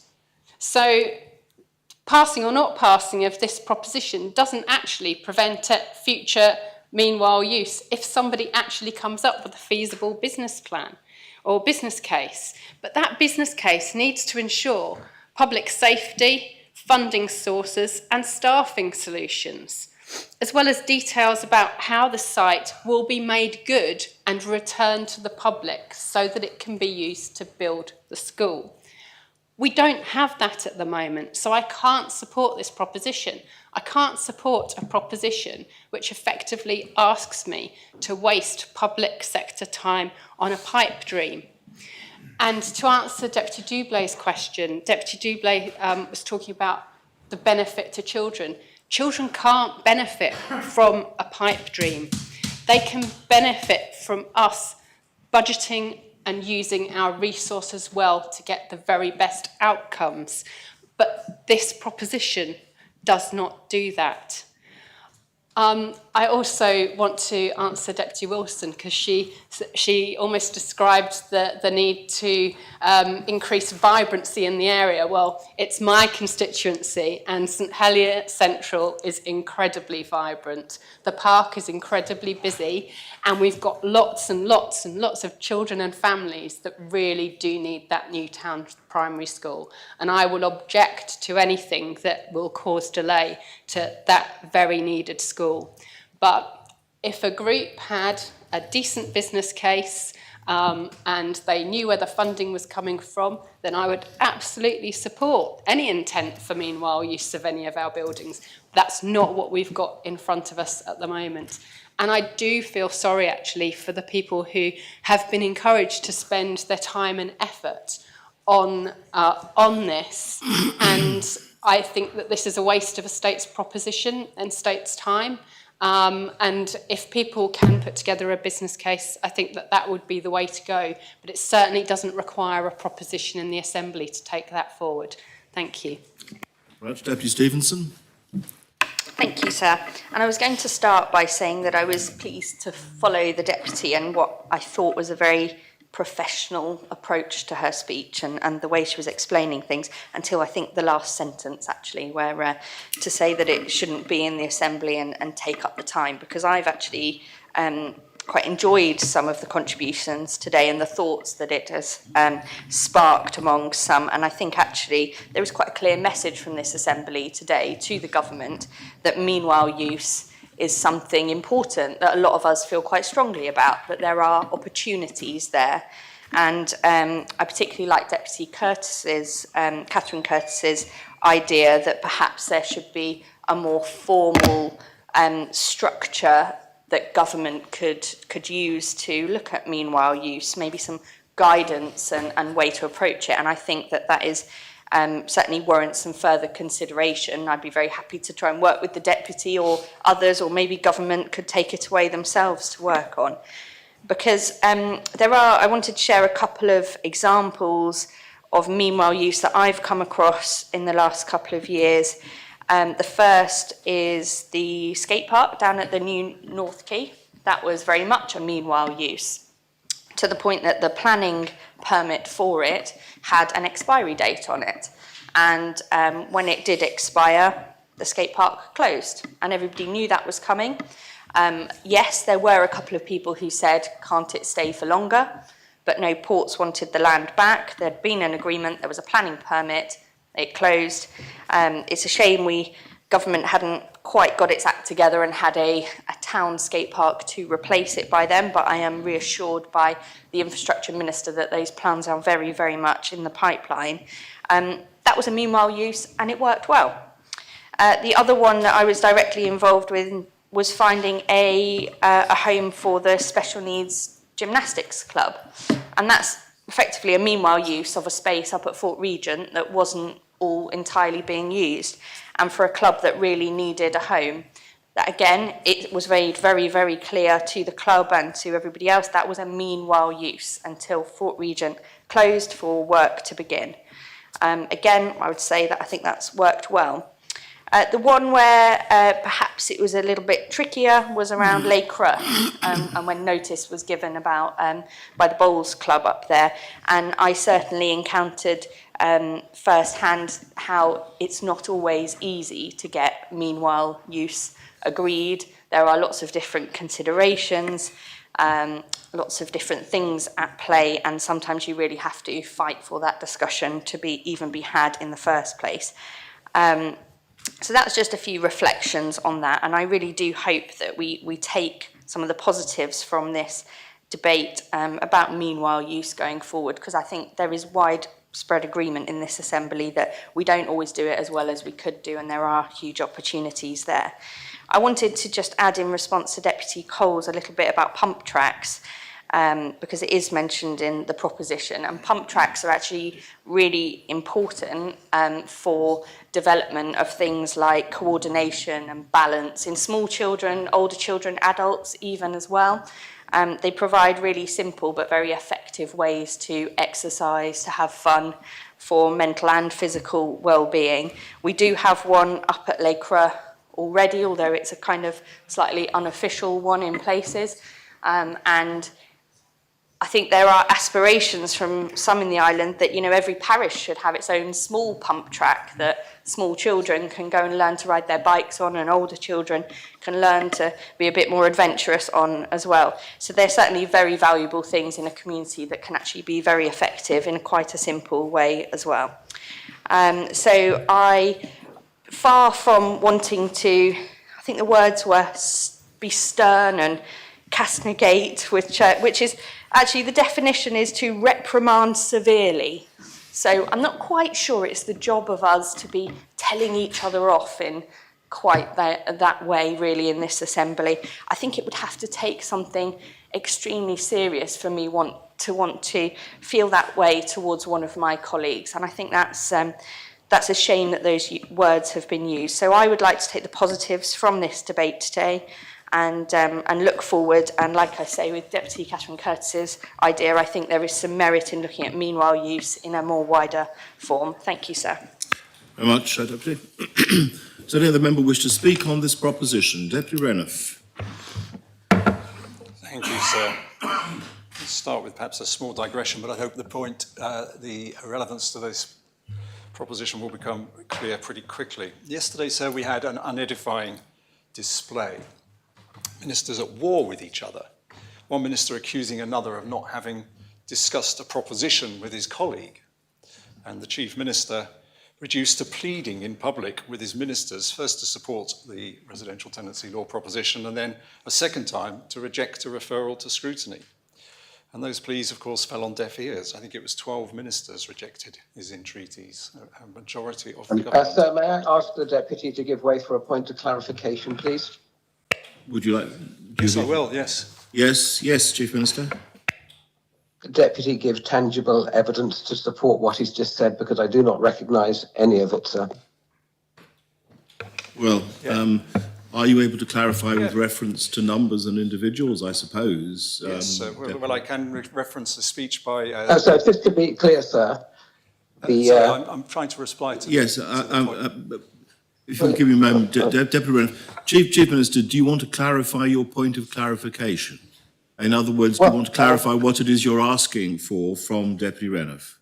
I think Deputy Renouf once again was grossly embellishing the facts. No, Chief Minister. To clarify and please provide switch it evidence off. of what you said. Thank you. Chief Minister, we can switch it on again, thank you. Chief Minister, it's not a time for a speech, no matter whether you believe that your position has been misrepresented or not. If you wish the Deputy Renouf to give clarification, then you must please specify the clarification that you wish him to give. If you would like to withdraw that intervention, then of course that's your prerogative to do so. Well, sir, he presented a picture of ministers at war, sir, and I think that's quite wrong. Chief Minister, what you are actually doing is saying you don't... Chief Minister, the Chair is speaking. What you are actually doing is simply saying you don't agree with what the Deputy has said, and often members use a point of clarification because they don't like what's been said. But a point of clarification is exactly that. It's a point that allows members either to clarify what they have said in their own speech or to seek clarification from the person who is speaking at that moment or is immediately stopped speaking. If merely you're seeking to correct the Deputy, but it's not actually asking him to clarify anything, then that's not an appropriate use of this particular procedural tool. So, Chief Minister, on the assumption that you have said what you would wish to say, then we can proceed. Otherwise, if you wish further clarification, perhaps you could simply ask what it is you would like the Deputy to clarify. Well, sir, I think I perhaps stand corrected, but I just think it's important when members speak to the Assembly, they portray an accurate picture, sir. There's fortunately nothing in standing orders to allow us to address that, sir. So thank you, and I apologise for wasting anybody's time. Thank you very much, Chief Minister. Would you like to continue, Deputy Renouf? Yes, sir. I would reference the speech by the Minister for the Environment, which very clearly accused the Housing Minister of not having raised something, and I'd also reference the fact that a majority of ministers, I think it was a majority, I will stand to be corrected on that if I've got my sums wrong, but I think a majority of ministers voted against the Chief Minister. That does sound suspiciously like what could at least colloquially be called a war. But at least I will accept, sir, it wasn't a rebellion. We don't allow the word rebellion. because luckily everyone had permission to vote against the chief minister. I think the point I'm trying to make here is that, after the debacle of that debate, it's good to see the ministers find themselves in a much happier place today, with unity restored, all playing together, because by good fortune, the current item of business offers something around which they can all unite, which is attacking Deputy Waugh's proposition. Is that a harsh claim? I don't think so, because of this simple reason. Every speech we've heard today from ministers and their supporters are attacking the proposition for faults which would have been remedied had they accepted the amendment yesterday. They couldn't accept the amendment, sir, because that would have made the proposition dangerously acceptable. Much harder to argue against. And I think that's clear why there were so hardly any speeches from ministers yesterday. They didn't really have a case against the amendment at all. They just wanted it to go away. The infrastructure minister didn't offer any arguments against the amendment. Deputy Miller at least stood up to try and make the government's case against the amendment. Kudos for that. But since she sat down again after 16.5 seconds, I think it's fair to say that her speech was not a full and detailed rebuttal of the arguments. Incidentally, the speech is actually so short it's quite hard to find on the recording for me to get that timing. Deputy Rob Ward was the only other minister to speak on the amendment, but as far as I could see, the substance of his speech could be summed up by the phrase guilt by association. The whole enterprise, proposition amendment, was just a bit too school adjacent, smelling as it did of the idea, the potential whiff that it might cause a delay to the school, which would be a valid objection if the amended proposition would have taken control away from ministers, but of course it wouldn't have. Had the amendment been passed, then government would have retained complete control of all the options. So where have we ended up in today's debate? Exactly where Deputy Alex Curtis said it would, with a whole load of speeches raising objections that could have been avoided if the amendment had been supported. Deputy Ferry talked about the danger a meanwhile use could overrun its stay and be hard to remove. Well, the amendment would have left the type of meanwhile use to be decided by the government, which could have been a commercial use and therefore defined in a contract. And just to remind members, the amendment said, provided such meanwhile use does not impede any long-term plans for future development. That amendment would have removed, at a stroke, most of the ministerial objections.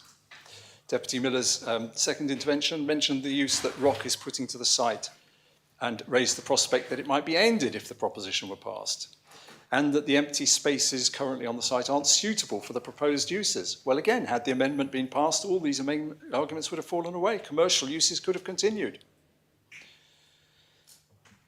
She said that Andium would implicitly have to raise funds, but not if the amendment had passed, because that would have widened the criteria to include commercial uses. Deputy Coles went down a rabbit hole about the Eiffel Tower, when nothing in the proposition suggests a new building. And more to the point, the amendment would have allowed the government to continue with existing meanwhile uses, which would not have needed planning permission. And Deputy Rob Ward also raised questions about funding and so on, which I've already dealt with. And Deputy Lehegarat mentioned that she wouldn't support anything that damaged the prospect of building a school. But as I said earlier, I repeat the key clause that could have been supported by the government, provided such use does not impede any long-term plans for future development. Could it have been any clearer? The inescapable conclusion is that the amendment was rejected in order to maintain clear lines of attack on the proposition, to keep ministers and their supporters in their comfort zone with a clear target to aim at. So in my view, Deputy Waugh perhaps didn't do himself any favours in this regard by allying himself a bit too closely with people who want to stop the school at Gas Place and pursuing his agenda in what you might call perhaps a rather partisan way. Although I don't think I'm the person to tell anyone how to navigate a proposition successfully through this assembly, so I'm not going to pursue that line any further. The government has come up with some objections to the proposition, which thankfully for them doesn't now include the amendment. Otherwise, they'd all have been struggling to find arguments that kept them on their feet for more than 16.5 seconds. But of course, it is easy to come up with objections if that is your desire. Most of them, I have to say, take aim at the report that accompanies the proposition rather than the proposition. It is disappointing that nobody in the government put their foot on the ball and asked themselves the question, is there something positive we could get out of this? What could we do to make a really positive signal that we're rising above the petty stuff? That we hear the significant public support for the ideas that Deputy Waugh has raised? If they couldn't bring themselves to support the proposition, why not support Deputy Alex Curtis's amendment? And if they couldn't support the amendment, why not amend the amendment? Or amend the proposition themselves? It's a shame that Deputy Morell's more positive comments didn't find expression in a more positive action by the Council of Ministers, although at least he made a notably generous speech.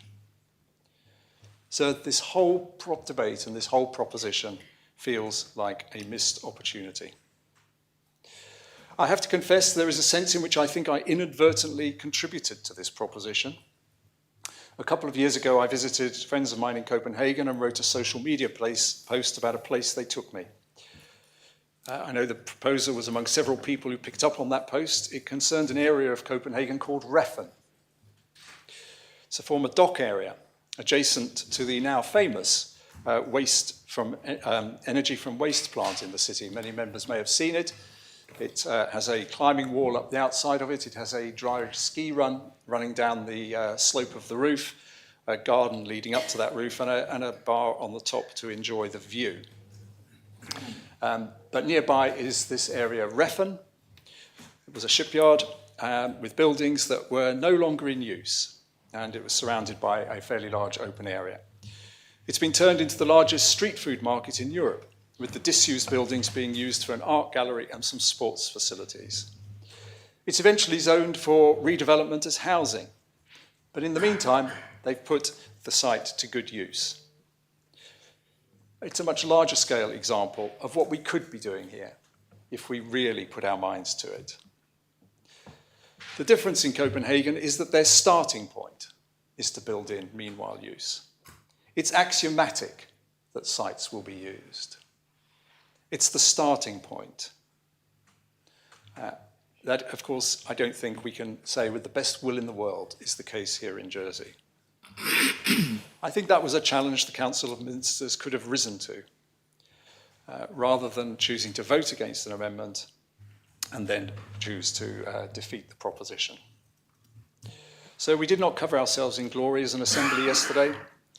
Last night I went for a restorative swim and met some parishioners as we bobbed around out in the bay. And I tried to explain what had happened on the debate, in the day's debate on the residential tenancy law to them. They laughed their heads off. What did I expect was the thrust of their commentary. We continually find ways to disappoint them, and I fear we're doing it again today. The proposition is another missed opportunity. Accepting the amendment would have made the proposition eminently acceptable. There was a more uplifting response from the government that could have been reached for. So I would say the government has achieved its objective in a rather dispiriting way. The debate has been shifted onto terrain around which the Council of Ministers can happily unite. It feels to me they preferred to get into their comfort zone. And as I say, it's successful. I will, as a consequence, abstain. I don't think I can support the proposition unamended. I will abstain, but with sadness at the missed opportunity. Is there any other member wish to speak on the proposition, Deputy Joseph? Thank you, sir. I'm impressed by a number of the speeches that have been made, and I know that the public, after this week, will be wondering what on earth is going in on in our assembly, because there is, from a backbencher's point of view, a lack of clarity on a number of issues which one looks to the executive, and I know the executive is in a difficult position. I thought it was unfair, if I may say, to single out the Treasury Minister in any critical way. She has, I know, a difficult job, as all ministers have, but those ministers who have to put together, which is my point in wanting to rise to, say, a precautionary support for Deputy Waugh's proposition is, I think, where I have ended up on this, because the lack of clarity about Deputy Wren said that this is the best the government's got what it wanted. Yes, the government's got what it's wanted, but we're not any clearer, and I'm not any clearer, as I am a deputy of St Saviour with St Luke's School. I'm going to get my geographies wrong for a second, but Springfield, Janvrin, and the former Dotre School Special Education Needs facility being in our constituency and needing undoubtedly investment. But then I'm not sure that we have had clarity, sir, if I may, about the budgetary arrangements for these important schools that do need, as other members have said, investment, because there's not sufficient outside space. Rouge-Bouillon, when I was a deputy of St Helier, sir, needed to have outside space, and they've done a marvellous job since then. But I think where some of us are confused, because we haven't been told, is where are the heads of expenditure for Gas Place School, which is and what's it actually replacing, and where's the head of expenditure, and what's the priority that the Council Minister is making for the upgrade or relocation of Rouge-Bouillon? The Constable of St Helier isn't here today, sir, and I realise that he has got a difficult position being an assistant minister. He has got a long-standing view that the Millennium Town Park should be extended, and as I understand it, extended in a way that is not in line with the extant approval that the Bridging Island Plan did, which is to give an education use, which was previously a housing use, which caused Andium to buy the site for £10 million. It is an example, sir, of there needs to be a timeline of what's gone wrong so that we can learn to make better decisions. And debating is a good thing. And I really do feel for Deputy Waugh, because like other members, and I'm sure that's the case for Deputy Curtis, and I apologise if I didn't quite get the right issue, but I thought that I was voting, sir, against Deputy Curtis and in favour of the underlying proposition because of what this recital of the proposition says. And there's been a lot of talk about the ancillary issues of the report and the subsequent chit-chat, sir, either in this place. Sorry, we don't chit-chat, we speak to you, sir, and other members listen. But the other, the sort of stuff that's outside, that's gone on email or whatever. But we're discussing the actual, members are discuss about a proposition. It's not a principle, but it is a request that a minister or that the council ministers do something. And that proposition is upon vacation of the current users until such time as a long-term development commences, meanwhile use made of, I'm going to repeat it all because we've heard it from the Assistant Greffier, meanwhile use shall be beneficial to the community. And that's the point where it wasn't be beneficial to the community. Now, what's the definition of that? I took the meaning and still take the meaning and look forward to the Deputy summing up that it was basically a community use. And a community use is not, I don't think, a commercial use, sir. Have I bored people so much, sir? I'm sorry, we're not core 8. I'm so sorry, sir. It's not your fault. We're not core 8. Could I invite members, please, to return to the chamber?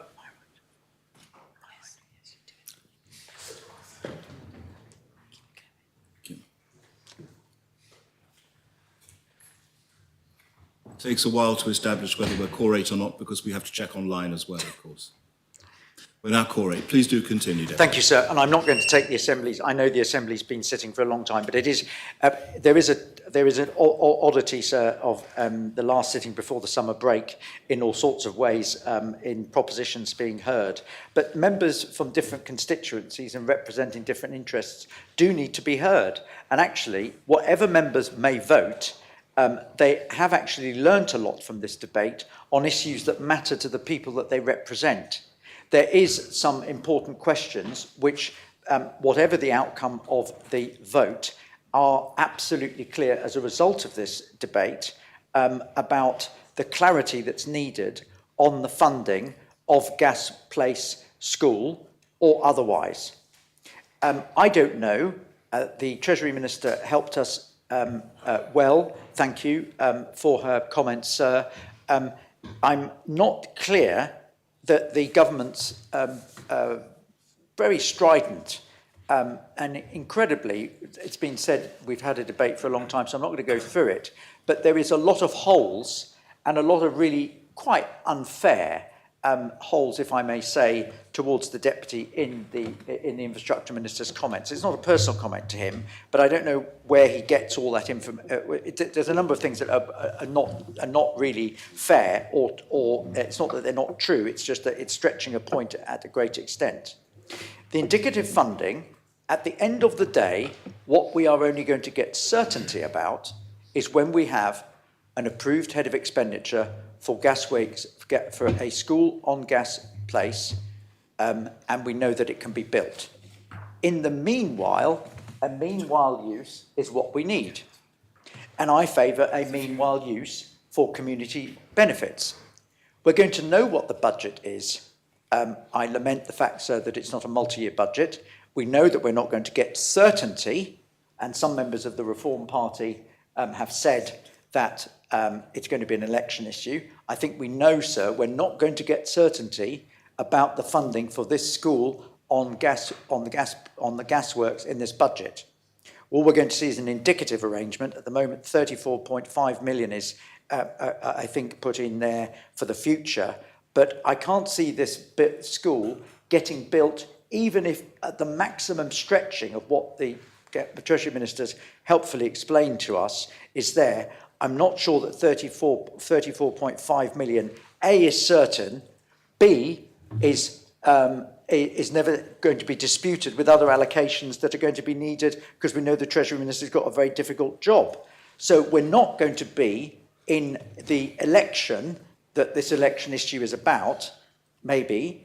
We're not going to be certain that Gasworks School is going to be built. I'm not going to be able to tell. My constable and my other representatives in St Saviour are not going to be able to tell our constituents, and of course they're at St Helier too. We're not going to be able to say that St Luke's is going to be rebuilt. We're not going to be able to give any certainty because we can't. So this is going to largely potentially be an election issue. I urge the Council of Ministers to do whatever they can to give us clarity, as Deputy Wilson said, on the school estate. It's very difficult to close schools, sir, and it's very difficult for the children and the parents of those schools to not know whether or not those schools are going to be closed or not in their decisions about whether or not they move house or get in the right catchment area or whatever. And these are real people with real, we've got a falling birth rate. Those children that are thinking about, the parents that are thinking about where their kids are going to go to primary school, have got some decisions to make. And they will make decisions, but we can't give them any certainty, because we're not going to be able to give certainty for the people of the parents that might, aspiration parents of St Luke's, or otherwise who do a great job in difficult circumstances. There's going to be no certainty for the future primary school children in Rouge-Bouillon. It is a bit of a pickle, sir. And I urge the Council of Ministers, I'm going to be voting in favour of Deputy Waugh's proposition, because until the facts change, I'm going to support Deputy Waugh, and I urge members also to support him, to say what not is said outside anything else, but what the proposition actually says, which until there's certainty for the future of gasworks, mindful that the Constable wants to change it to a thing, until there's certainty for the gasworks of a school, a meanwhile use for community use, should be made. And when the Council of Ministers, hopefully in the budget debate, we can hear the certainty of the absolute clarity of what we're going to do, then I'm going to change my mind and say, nope, don't need meanwhile use because we're now going to have those budgets, or a meanwhile use for community use should be advanced. But there's no reason why meanwhile use for community benefit can't happen. We all know that the use at the moment, the commercial use, is only half the use of the site, and that development is going to come to an end because it's going to be finished building quite quickly. And so an alternative meanwhile use for community benefit seems to be absolutely the right thing to do. And I congratulate Deputy Ward on getting forward a charitable organisation that is well-resourced, as I understand. I don't know what he can say or can't, but I understand it's a well-resourced charitable organisation whose very essence is doing this kind of thing, who are well-resourced, and well done, Deputy Ward, for actually doing that, if I may say so.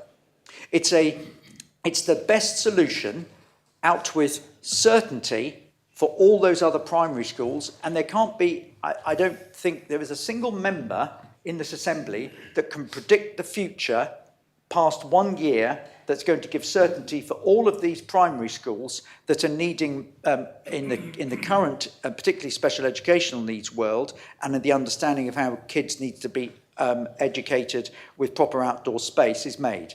I don't think the Assembly's done itself any favours in hacking apart a deputy's well-intentioned proposition. Having worked on it, he's a constituency representative of the area, and he's been basically dissected and thrown out, and as Deputy Renouf has said, maybe what the council ministers had their mind. And after this week's shenanigans because one does want to say, it is a shenanigans when ministers are basically, albeit sometimes they're majority votes and they've got collective responsibility, and sometimes they haven't. We want a government that's stable, certain, and knows what it's doing, and giving members clear impressions and clear indications and clear budgets and clear planning so that we can either hold them to account, propose different items or not. And at the moment, we're in fog. And I think that's the reason why I thank Deputy Ward for having done. I know the Constable of St Helier is not here, but I know his views about the Millennium Town Park. And when the facts change again, I changed my mind. Would I have changed my mind on the ring binder vote? I don't know. I'd have liked an underground car park, but the money wasn't there. When the facts change, we can have a meanwhile use. Change, but at the moment, meanwhile use for community benefit until the council ministers brings up the certainty of what that site can be used for. Otherwise, we're forced into a bit difficult position, and I refer to the remarks made by Deputy Renouf, which is quite correct. Does any other member wish to speak on the proposition? If no other member wishes to speak, then I close the debate and call upon Deputy Ward to respond. Thank you, sir. We got there in the end, and I'd say I thank members for their contributions today. And my last count is that for a proposition that is a waste of this Assembly's time, we've had 18 speakers on it. So it's interesting to be summed up as a waste of time, because sadly that means there's 18 people have spoken who've wasted their time. I want to start at the end, actually, because I think Deputy Joseph hits the nail on the head. The fog of funding. You know, the whole point of bringing in a meanwhile use is to actually have something going on productively on this site. He talks about the clarity of budgeting arrangement, clarity of funding. We've got only indicative funding. We don't even know if we're going to get this school built. We don't even know if there's the money to start it and kick it off. There's just absolute fog. So thank you, Deputy Joseph, for coming out with that in a straightforward way. Thank you also to Deputy Renouf. I'll take some of the battering, but on the other main point he makes is it's a starting point.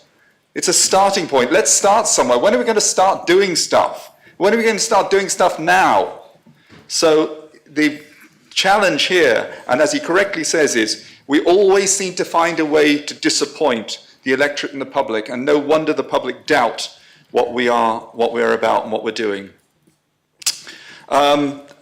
There's so much in here. I think Deputy Wilson, lever for change, unlocking the value, less risk averse. Yeah, all of that. Let's just get a bit more creative on it. All as I see from reform is delay, fear, angst, no good ideas, no vision, just negativity. Right the way through every single speech. It's not even worth dissecting the speeches because they're also negative and they actually fundamentally make me depressed. The word can't keeps coming to mind.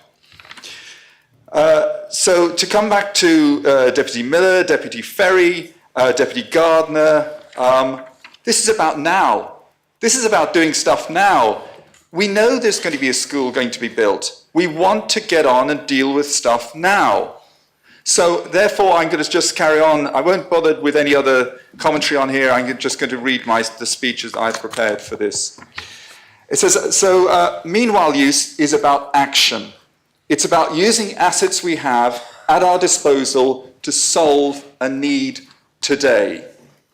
I think we all get the principle, the need for action now, but for some weird reason, we're getting caught up in the minutiae and seeking to vote down a proposition that could be a wonderfully collaborative community healer. Rather than thinking of ourselves as political adversaries, let's imagine we were all friends working together. What could we achieve together? Never before have we needed action today for our teenage population. The evidence is right in front of us. If we choose to look at it, we have an existential problem with our teenage population today. In yesterday's debate, at no point did anyone mention the word data. It seems a fearful word in this assembly, data. Here is the data. In the CAMS annual report of 2024, the number of young people open to CAMS at the end of 2024 was 1,949. Back in 2019, before COVID, that number was 721. The problem has nearly tripled in size. Tripled. This isn't anecdote or in my inbox. These are cold, hard facts. We have an existential problem. In addition to that, we have a waiting list to get a diagnosis of 2 years. A meanwhile use provision can at least start to make some roads into this crisis. Never forget that behind every statistic is a real human being, a family in crisis, a child in crisis. Surely we need to be doing something now, whilst longer-term facilities are provided. I remind the Assembly that the annual price tag for running CAMS is just under £6 million and only going in one direction, up. What are we doing to stop this disaster? Why do I say that? Because new referrals are running at 100 per month. Which part of the word crisis don't people understand? The Education Minister in the Assembly recently bemoaned the fact that despite falling numbers in schools, the cost of education was not going down. Why? Because of the huge increase in special educational needs. Minister, what is it that you don't get about meanwhile use?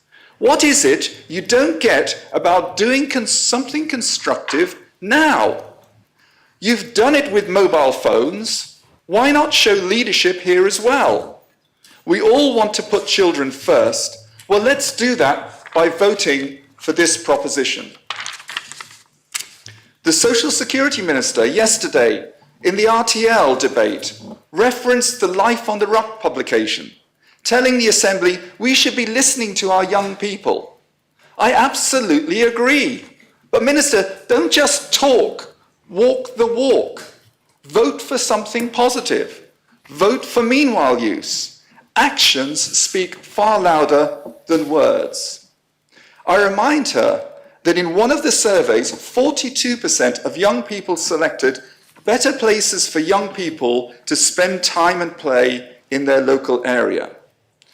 As one of the top 5 things that would improve life on this island. A plug-and-play modular facility on the gas place site now surely goes some way to acknowledge the need. I remind Assembly members, the need is now. The Social Security Minister failed to mention other commentary made by our young people.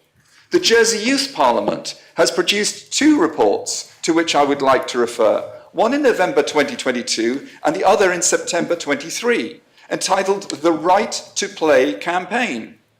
They are incredibly powerful, and there is a consistent theme that runs through both of them. The cost of accessing suitable spaces, the accessibility of these spaces, and finally, their location.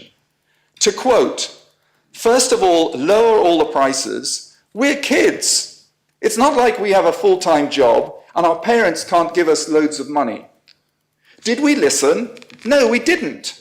We're shutting down the largest free indoor space in this island, namely Fort Regent, for the next 3 years, and replacing it with absolutely no alternative provision for at least another 3 years. This year, Amazing Maze closes. We've already seen the loss of Tamber Park. Why are we so incapable of doing something positive now? When asked, what would you like to see in Jersey? It was quite a simple request. Just more hangout spots for teenagers, preferably just a space where we can meet up and sit in, maybe like huts, benches or something, somewhere we can go during cold weather. It's not a huge ask, but here we are debating whether creating an interesting meanwhile space now is necessary. It absolutely is. I remind members, this report is dated 2022, and we've done nothing to accommodate this request. We've done the complete opposite. We shut down the only town skate park 18 months ago, and only now are thinking about a South Hill location for which there is still no planning permission. We're simply not been listening to the voters of tomorrow. It's all jam tomorrow. Meanwhile use is jam today. We know we have a health system in crisis, one that is currently consuming more and more of this island's resources. Dr. Andrew McLaughlin, the government's chief executive, stated in a recent scrutiny hearing that what Jersey decides to do with health will be seen as its 6th historic policy choice. It is as big as its choice on tax and spend. Not using this brownfield site now, whilst further plans are developed, is an incredible waste of resources. We must do all we can to prevent poor health and well-being outcomes rather than waiting 3 years for them to surface. Surely that is a major policy choice. We are so incapable of joining up the dots. How much more evidence do we need before we realize that we have an existential problem that is only getting worse? The health statistics in the Children and Young People Survey 2024 also makes for sobering reading. 40% of Year 6 children in urban areas are overweight or obese, whilst 82% of teens don't meet physical activity criteria of 1 hour a day. 1 hour a day. A play provision in the centre of town now is surely so obvious that in reality we shouldn't be having this debate at all. Health Minister and Assistant Ministers, meanwhile use can help reduce the burden on your department now, not in 3 years' time, but now. Sustainable Economic Minister, if we have fitter and healthier kids, that's a more productive future workforce. Treasury Minister, if we have fitter and healthier young people, that saves millions on your budget. Everyone wins. Voting against this proposition means everyone loses. The island loses, families loses, young people lose. Meanwhile use is about doing something now. It's not political, it's simply the right thing to do. It's time that the Council of Ministers and the Chief Minister demonstrate leadership and backbone. Look our youth in the eye and tell them you are doing something today to improve their well-being. Taking action today that will make a positive impact on their lives. You've seen the timelines, you know it's possible. If we were friends, you would be with me on this. Let's deliver meanwhile use, not meanwhile useless. I called for the appel. The appel is called for. I invite members to return to their seats.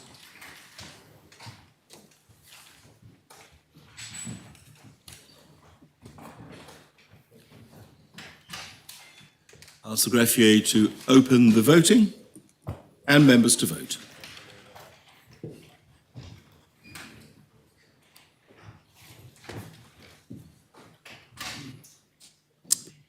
If members have had the opportunity... My thing is not working. Sorry, just your voting. Are you prepared to indicate how you wish to vote, in which case, Deputy Wood? How would you wish to vote, and we'll count you? Oh, right.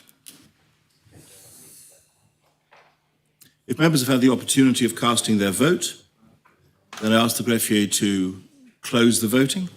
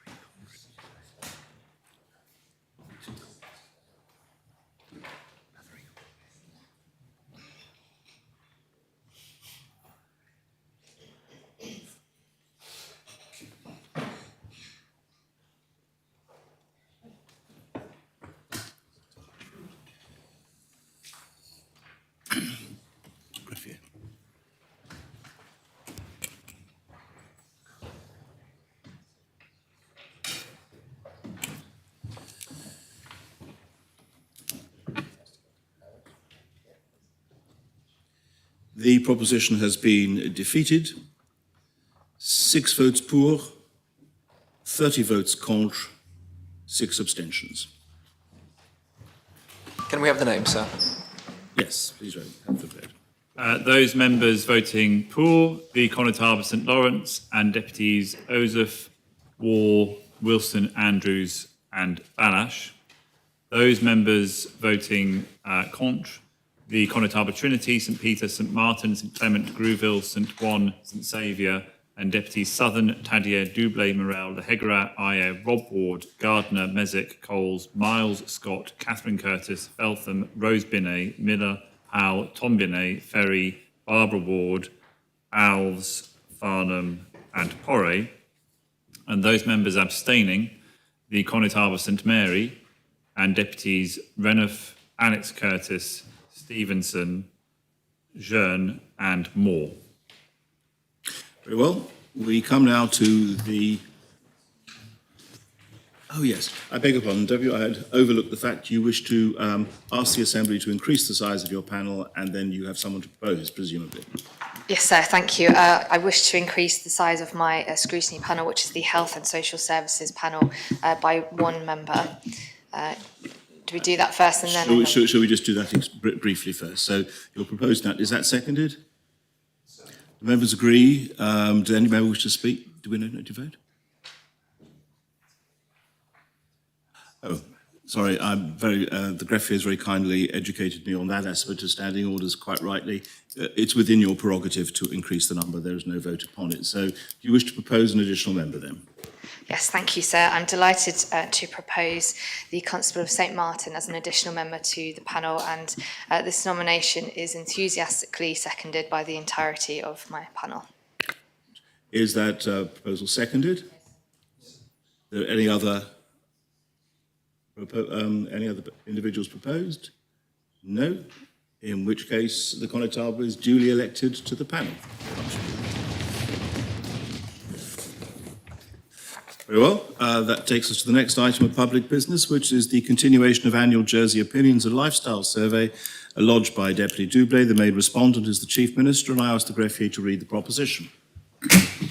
The States are asked to decide whether they are of opinion to request the Council of Ministers to take the necessary steps, including the provision of sufficient funding within the proposed budget 2026 to 2029, if required, to ensure that the Jersey Opinions and Lifestyle Survey can continue on an annual basis. Deputy. Thank you, sir. And members might be pleased to know I've just Googled the length of my speech, and Google tells me that it will be approximately 6 to 7 minutes. So I hope that helps members. First of all, what does this proposition do? So it's asking ministers to make provision for the JOLS survey to be held every year instead of every second year, which was a recent change made due to budget constraints. So what is JOLS? It's the Jersey Opinion and Lifestyle Survey, which used to be called the Jersey Annual Social Survey, or JAS as it was known. It's produced and published by Statistics Jersey, and as we all know, they're the independent body serving the people of Jersey. Incidentally, members will have seen yesterday they published their annual report, and I want to state that this is a brilliant organisation, and we're so lucky to have I think that the calibre of individuals who have the intelligence to work in this area on behalf of the public. And JOLS is one of many outputs from Statistics Jersey, and this survey covers employment, retirement, well-being, health-related behaviours, housing in Jersey, local neighbourhoods, elections in Jersey, financial struggles and other areas. And it's used to understand what life is like for islanders in all of these areas, but also to test out new policy ideas and then to measure the effectiveness of policies. And I feel it's one of the most critical outputs of the Stats Department because it is a social survey, and for me, social issues are something I'm passionate about, things that impact children and families, equality and well-being. I feel this survey is really vital because all of these things are measured within the survey. And the data from JOLS is reliable, partly because it goes to thousands of households. So it's a huge data set. Every year, around 3,500 households are invited to take part. And indeed, over the last 18 years, more than 50,000 islanders have taken part and had a chance to fill in the survey and have their say about what their life is like. So this data is really good quality. We can rely on it. So that's what JOLS does. Approving the proposition today would ensure that that can happen every single year. What's it going to cost? And members may have seen the financial implications at the end of my report. I've got some bad news and good news, and I'll start with the bad news. There's an error in that part of the report. But the good news is, the error is that I have overestimated what this is going to cost.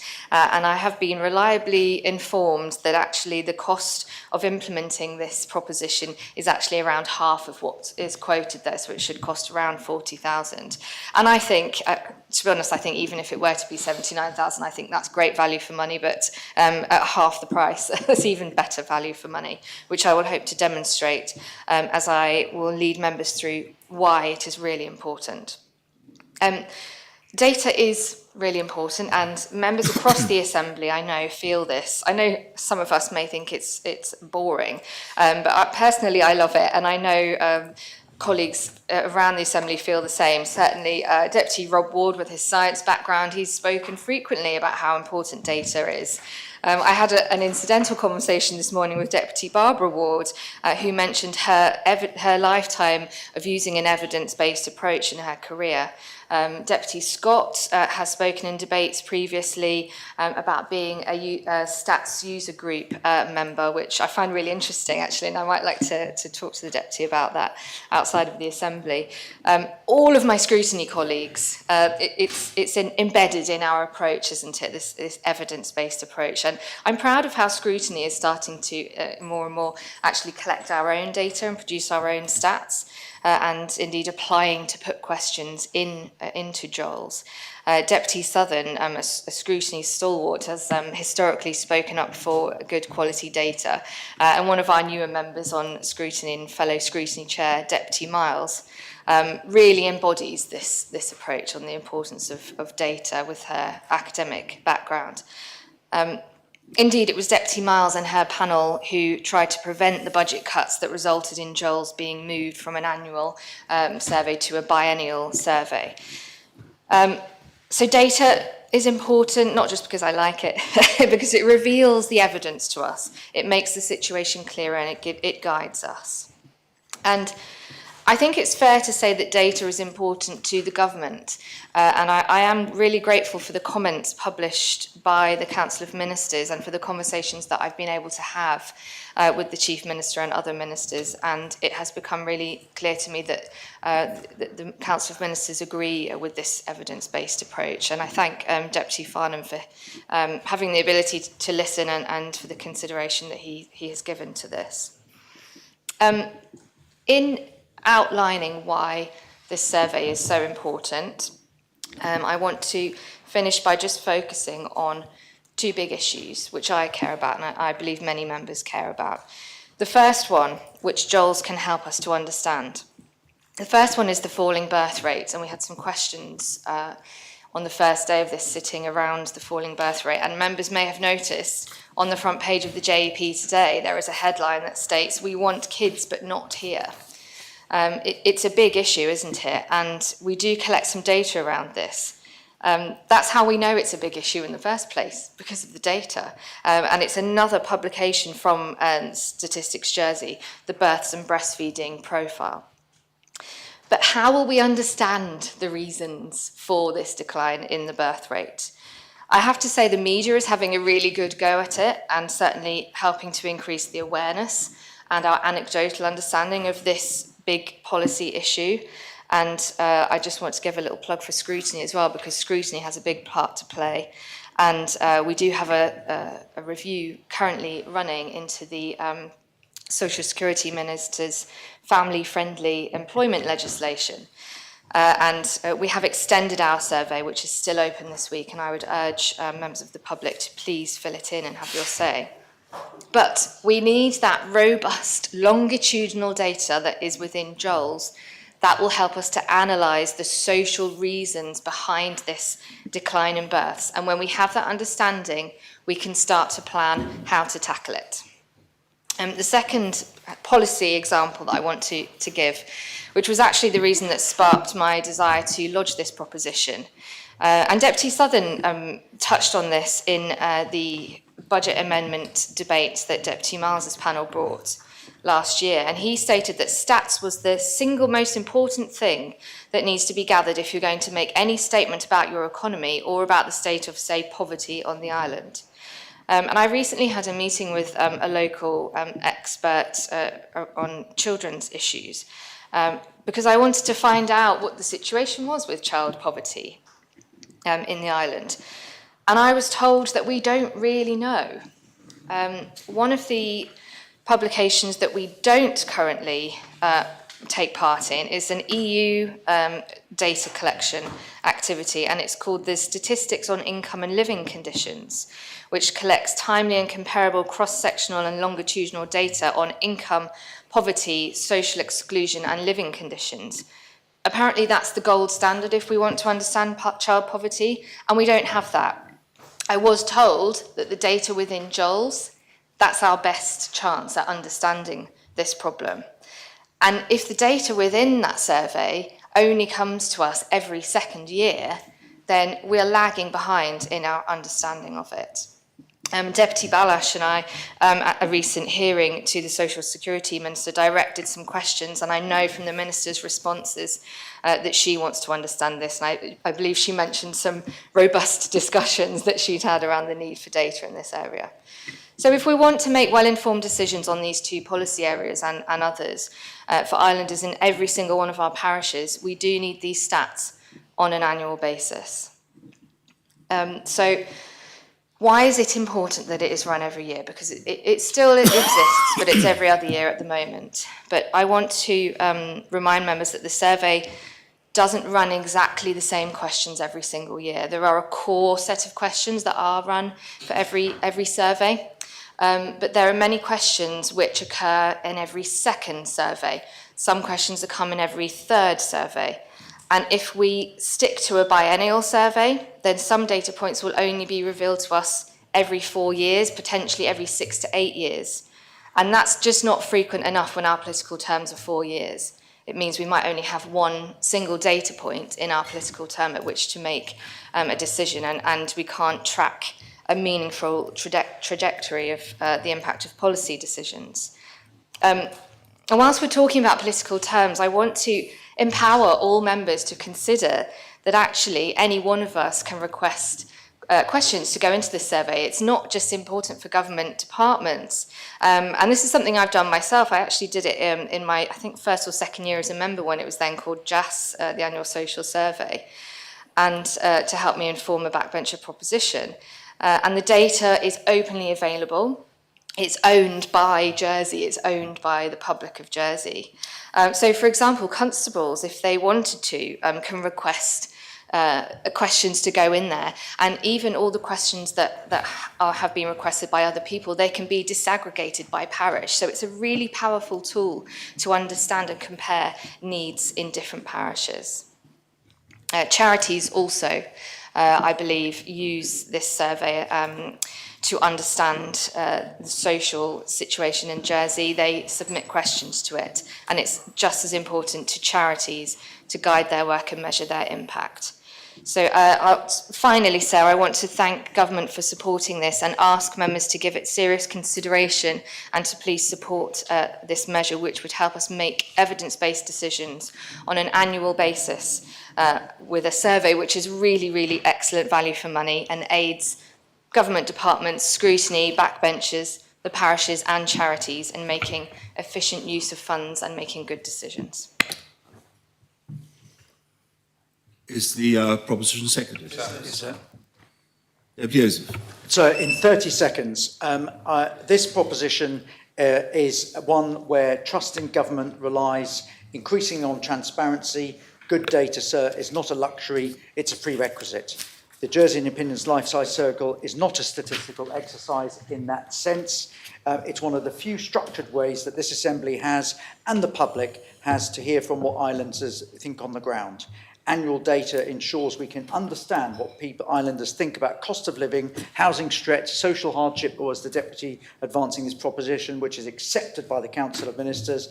Great, this is a good pre-summer break, a good joined-up proposition, sir, that members don't have to speak about, and I can sit down because I'm delighted and just express the hope that the Council of Ministers will be also kindly looking on other budget amendments that are needing to give our statistics unit what they need to do, the job that they do, both in qualitative and quantitative terms, sir. I congratulate both sides and everybody for agreeing this and hope that it's a unanimous vote, sir. Very much, Deputy Renouf. Yes, I'm very grateful to Deputy Doublé for bringing this proposition. I'm also grateful for her to point out yet another place where AI is replacing skills, because we used to work in television on a basis of 3 words per second for scripts, and so we could calculate the length of a piece, and obviously now there's no need to do that calculation. AI does it for you. But I would just say, if anyone wants to know, about 2,000 words is generally a 15-minute speech. The main thing, though, I want to say is to thank the government for rising to the challenge of a positive response to this. And in a sense, I suppose, learning from the debate last year, which was a tied vote on the corporate services proposition, sensing where the mood of the Assembly was, and reacting accordingly. It's a good outcome all round, and thank you for that, and all praise for it, and let's hope we can have some more of that. Chief Minister. Thank you, sir. Whilst I might bite back occasionally at Deputy Renouf when I think he's wrong, I'm happy to accept his praise when he's right, sir. So thank you for that. Council of Ministers, after further recent discussion, is supportive of the view that the Opinion and Lifestyle Survey should continue on an annual basis, and that's why we're pleased to support Deputy Doublé's proposition. Ministers recognise the importance of good quality statistical data, especially now, sir, as we are seeing changes to our forecast moving forward, where to create new policies to tackle these challenges, sir. Statistical data production is perhaps more important than ever. The purpose of this survey, as members will know, is to provide benchmark data to measure change, to provide information to assist the development of policy, and importantly, sir, to gauge public opinion. And the survey has a set of core questions covering demographics, economic activity, and household structure to ensure that key census variables can be monitored annually, sir. And of course, that will help us to plan into the future. The Opinions and Lifestyle Survey is currently open for 2025, although it does close tomorrow, sir, but members of the public can still participate on the Stats Jersey website. The survey for 2024 was published in December, and it provided a useful set of data where around 3,500 households were able to present their views on a range of social and economic matters. On that note, sir, Council of Ministers is pleased to recommend to the states that they support the proposition. As Deputy Doublé said, it's an additional £40,000 which will be found and included in the forthcoming budget, sir, for the Assembly to approve. And I urge members to support the proposition. Thank you. Thank you, Chief Minister. Does any other member wish to speak on the proposition? Deputy Feltham. Thank you, sir. I will be brief, but I did want to take the opportunity to thank Deputy Doublé for bringing this proposition. I know that she shares the thoughts with me that actually the data is really important, and particularly within my remit as Social Security Minister, I find it incredibly useful. And I would like to say how valuable I find the questioning of the scrutiny panel in challenging my thinking around what data we do have and don't have and where we can plug the gaps. So I'm incredibly happy to be supporting this proposition today. Very well. Is there any other member? Conetaba St Martin. Sorry, I am going to be very brief.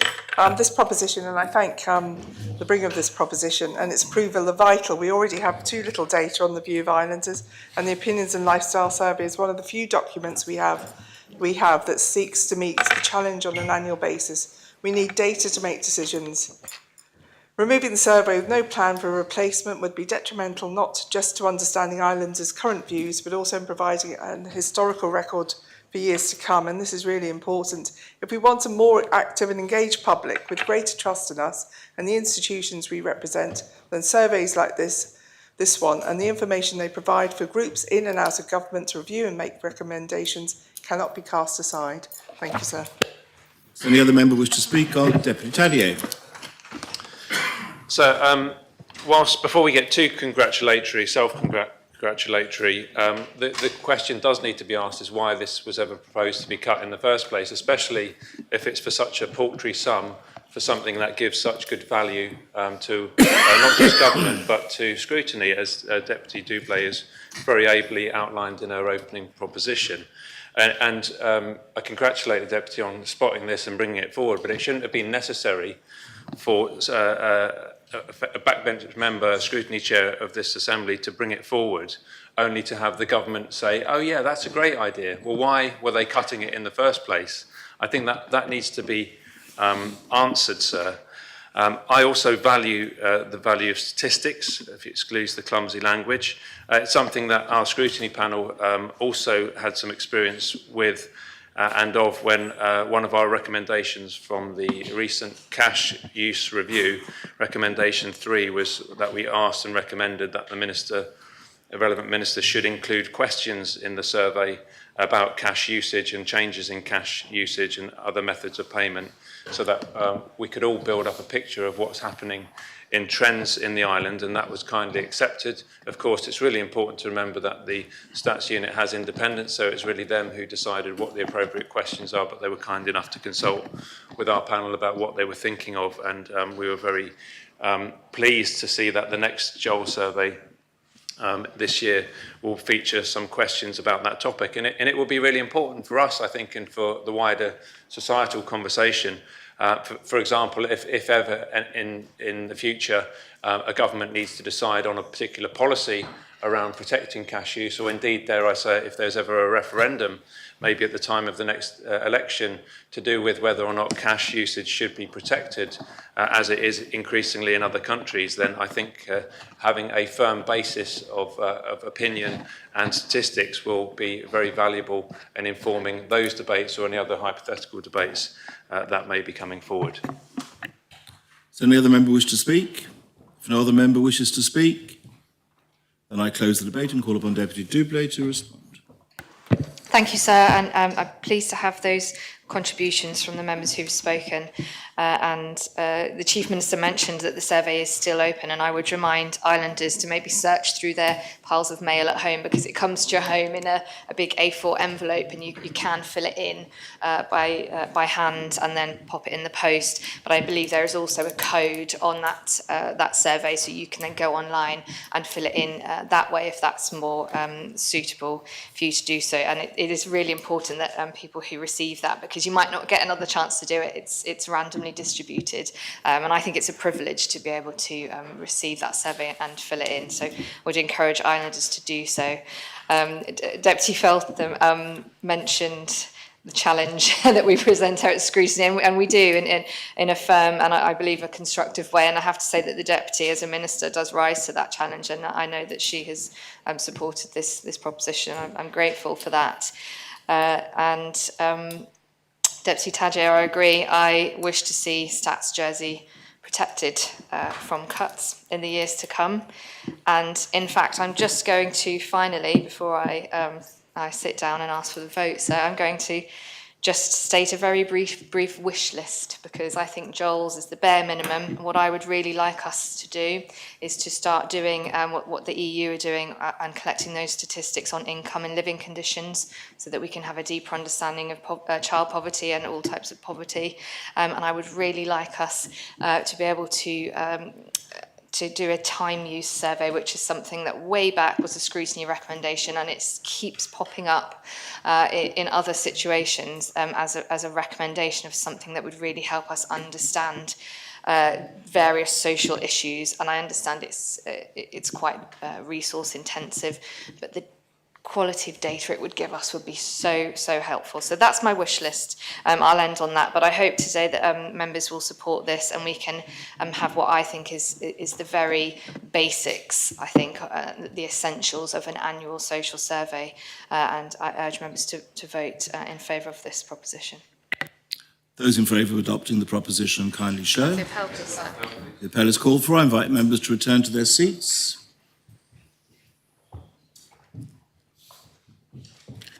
And I ask the greffier to open the voting and members to vote.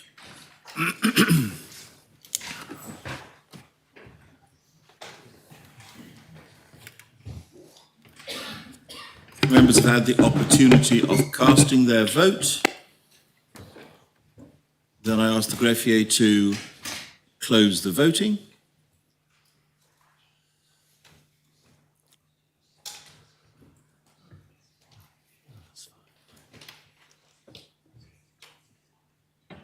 The proposition has been adopted. 38 votes pour, 1 vote contre, no abstentions.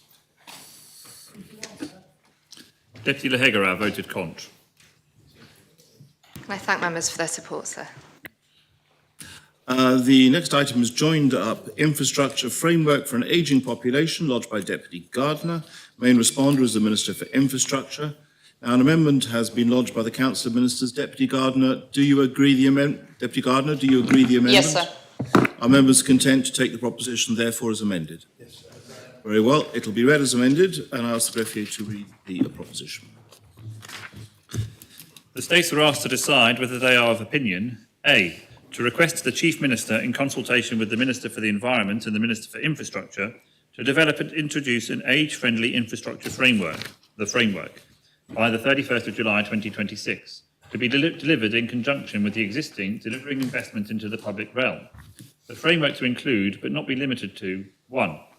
Inclusive design standards reflective of nationally accepted best practice, including age-friendly design guidelines incorporating, but not limited to, step-free access, anti-slip pavement materials, high-contrast signage and tactile surfaces, and adequate lighting on walkways where appropriate. 2. accessible public transport networks, following liaison with the bus provider, that seek to include an increase in the number of bus shelters, and as replacements are due, upgrades to shelters with real-time audio and visual updates at key interchanges and high-use stops. Where appropriate, provide benches with armrests, shelter from weather, encouragement to accept priority seating, and ongoing training for staff on senior accessibility needs. 3.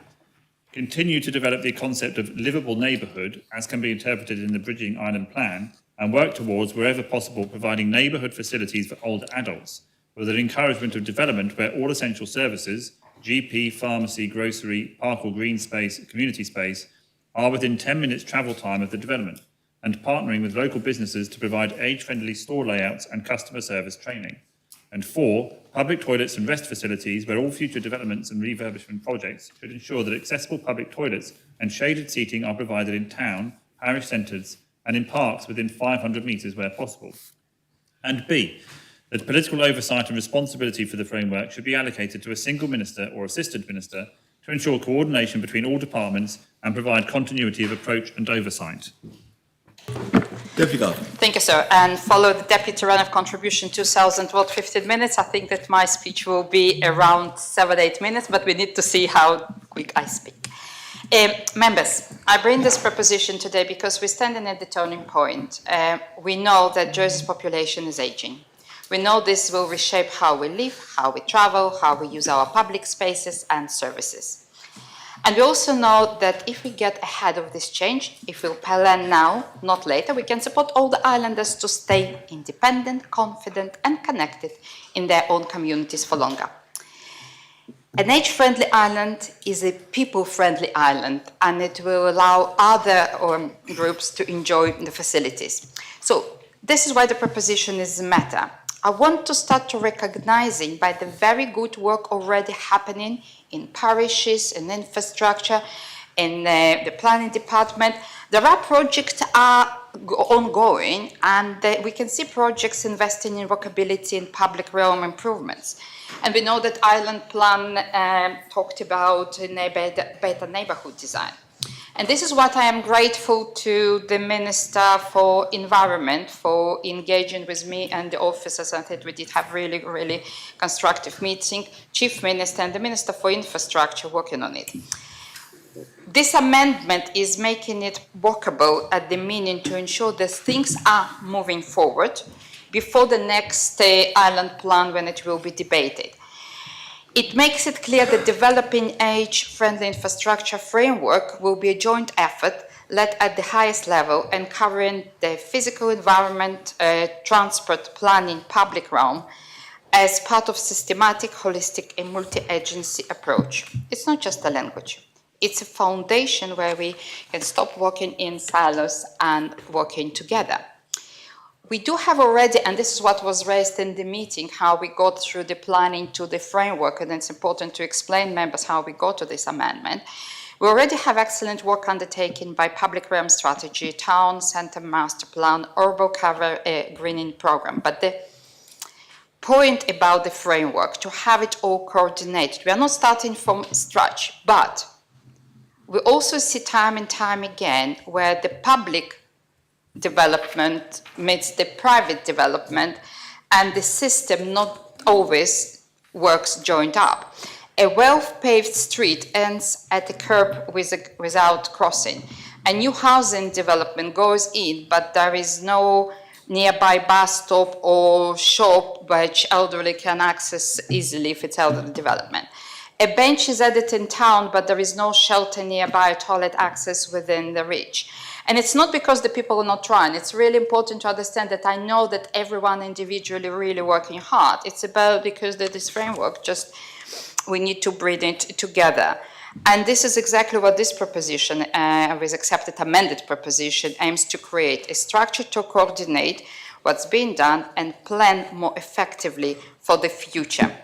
Before this debate, I visited Age Concern and a meeting of the Outright Society. I also hope to visit Dementia Jersey and Good Companions to learn from the people what really matter. I created a survey 10 days ago, and I had till now 54 responses. I'm sure the government can get more responses, and mostly from the islanders aged 75 and over.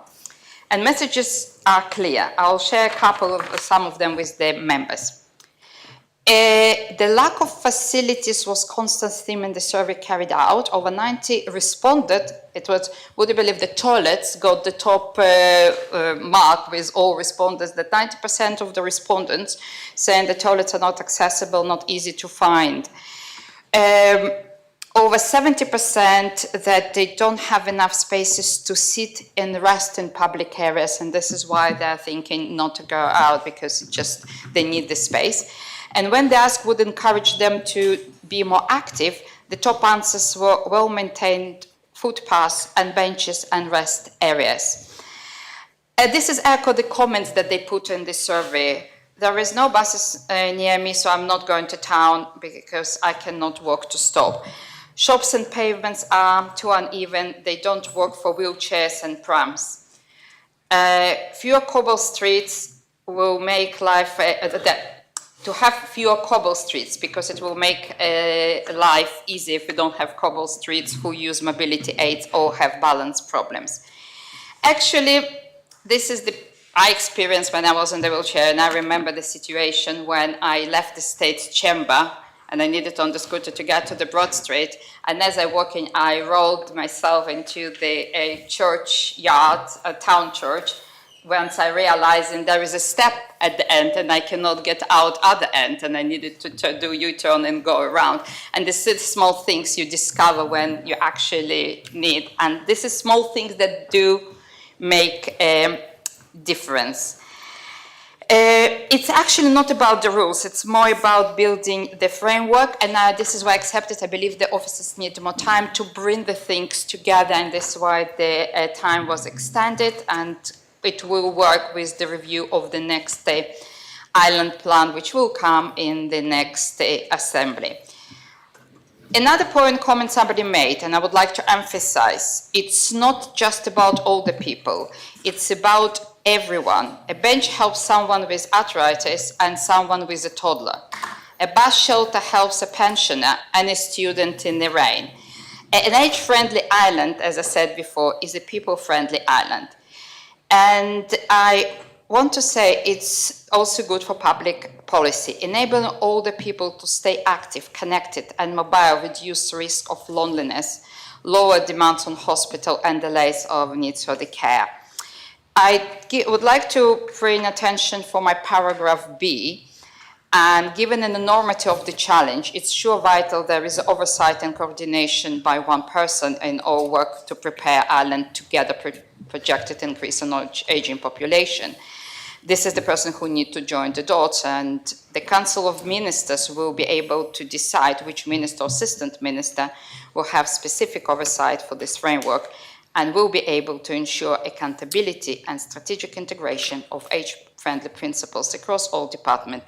This will provide effective resolution of cross-department action and could also provide visible political leadership to champion cause of all the islanders. So members, ask your support. I'm looking forward for your contribution. It's not the end point, it's the starting point. Thank you.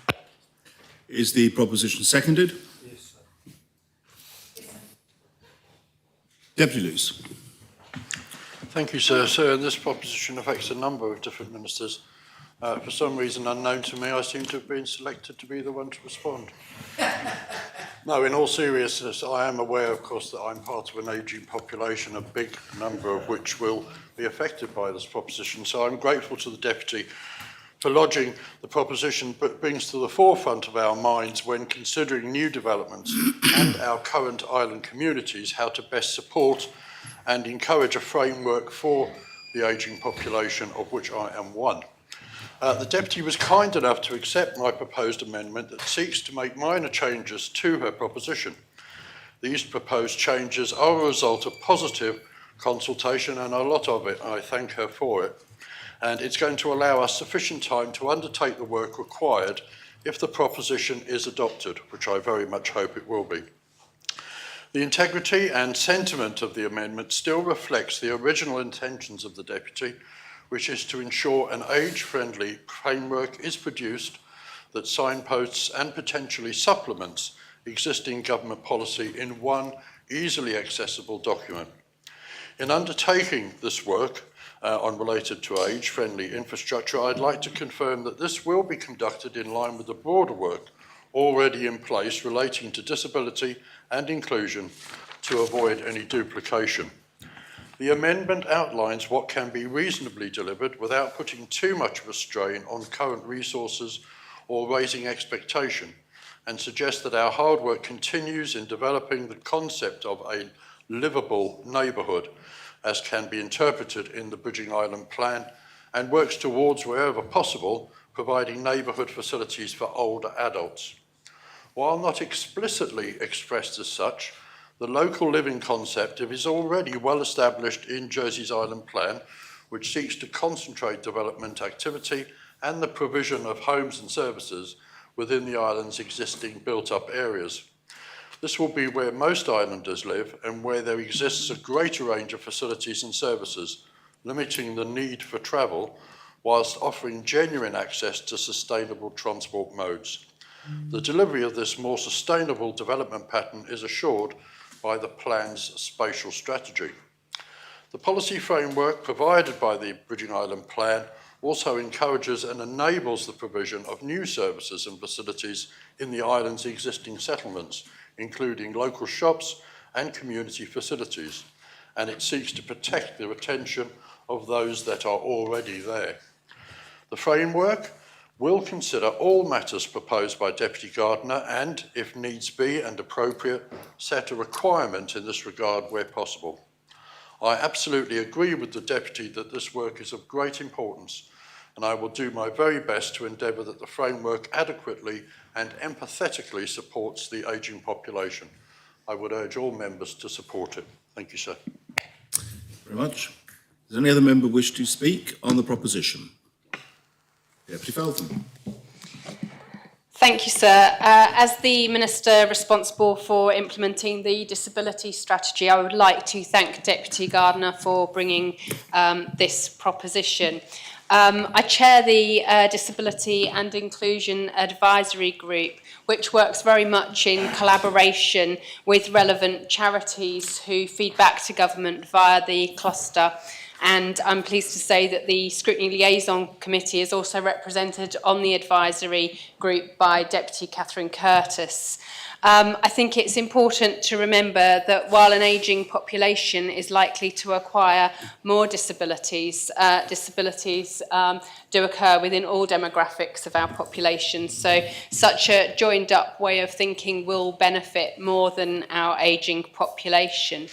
I always see inclusion as a collaborative piece of work, and that is why I think that this proposition is important. But I do want to say thank you to my team that work in the disability and inclusion team for the work that they are already doing in this space with the sector and the relevant charities.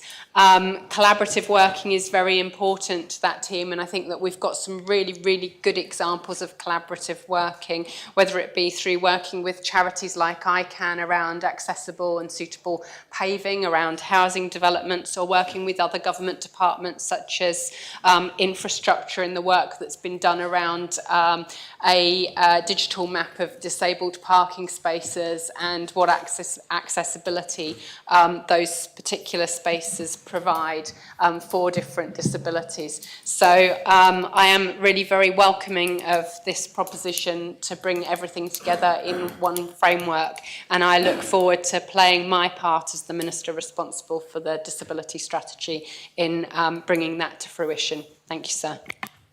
Very much. Does any other member wish to speak? Deputy Doublé. Thank you, sir. Just very briefly, in support of the proposition, I completely agree with everything that the previous speaker said as well, and I wanted to speak up for those with disabilities, because as well as helping the elderly population, it will help those with disabilities and parents. And it's almost a shame that we aren't going to have probably a very long debate on this, because I'm really keen to see us being a bit more intentional about how we design our communities. And the one short point I wanted to make was that actually I want government to go beyond this and to think not just about groups in isolation, but what I would like to see is our communities being more intentionally created so that young and old can live together more closely and to support each other, which I think will reduce loneliness, especially in the elderly and for those with young children. I think that is important in tackling some of the big social issues that we have today. Does any other member wish to speak? Deputy Alex Curtis. Thank you, sir. And I would first ask if the member will take this in parts, as whilst I acknowledge the comments made by those who have briefly spoken, I am slightly more cautious towards this proposition. I understand the intention behind creating a framework. What does concern me in some ways is we are starting the creation of a framework with, in some ways, a bucket list of items that a member would like, and I actually think if we are to coordinate these areas, it would have been better to actually keep this as a work item or a work stream and kept it very open for delivery. There are some things that do cause me a little concern. I recognise access and inclusion, but I don't think necessarily the nationally accepted best practice, as phrased in the wording, is necessarily the right way to go. We know that different cultures and different Western cultures have very different attitudes to risk and health and safety. And I, for one, think in the way we do public realm and many areas of public infrastructure, the UK approach, which we have adopted a lot of, isn't the correct one. Examples of this would be the tension that the infrastructure minister has highlighted before. He has said his offices push him to fit 1.8 metre wide pavements. His pragmatism is a Jersey pragmatism of, well, if 1.2 is better than nothing, let's go for that. So I am concerned, and I'm concerned about the general trend we take in our infrastructure that, in essence, puts all the responsibility on the state. There is clever design we can do. There is thoughtful and empathetic design we can do, but I am concerned about the way we approach infrastructure and certain areas of this. Likewise, setting immediately the arbitrary number of 500 metres in public toilets and rest facilities in all places, notwithstanding the fact that the minister realises one could provide a caveat in a proposition which I think I might have made the point about yesterday. And so with that, I'm struggling with the fact that it starts with being a framework with, in essence, as I say, a wish list of of areas to approach. As such, I wouldn't support the implicit reinforcement of Roman 1 in this. And so if this is taken on whole, I will vote against the whole thing. I will then, part by part, on parts 1 to 4, make my decision. But I think I'll be quite plain in saying that I don't mean anything to the Deputy. I think it's an important topic, but I think we could approach this slightly differently, and I'll take a nuanced approach in voting if that's permitted. Well, it's a matter, of course, for the Deputy as to whether things are taken in part or not, Deputy Curtis. Constable and Saviour. Thank you, sir. Very briefly, sir. I'm broadly in support of this proposition, sir, and likewise the amendment by the Minister for the Environment. There are obviously problems here. I know most constables are trying to make their parish halls more user-friendly, but this has to be done whilst preserving the integrity of listed buildings. We're trying to put in St Saviour a disabled ramp at the moment. We have temporary ones, but it's something that needs to be accessed by the person using it on their own. So there are problems there, sir, but we are very much meeting those challenges. I was a member of the Jersey Blind Society, a committee member for 7 years, and I know that we have several issues there with making things, street furniture, etc., more accessible. I am one of the ageing population, sir, even though I identify as 42, but 42 and a bit. But I do appreciate the problems there, but broadly, very much in favour of the proposition. Thanks, sir. Very much. Does any other member wish to speak? If no other member wishes to, Deputy Morrell. Thank you, sir. It's just very briefly, because I think Deputy Alex Curtis has made some very relevant points and certainly made me perhaps think a bit longer. But I just wanted to point out that in the Roman numerals 1, that bullet point, the amended version does say inclusive design standards reflective of nationally accepted best practice. In my opinion, reflective means, looking towards, I know it doesn't, but doesn't mean necessarily just taking those best practices as is. It's to reflect on them and deliver them that way. So I think with that in mind, I think I'm personally comfortable with that, rather than it just being a, must take the best practice, which I would agree we should never do.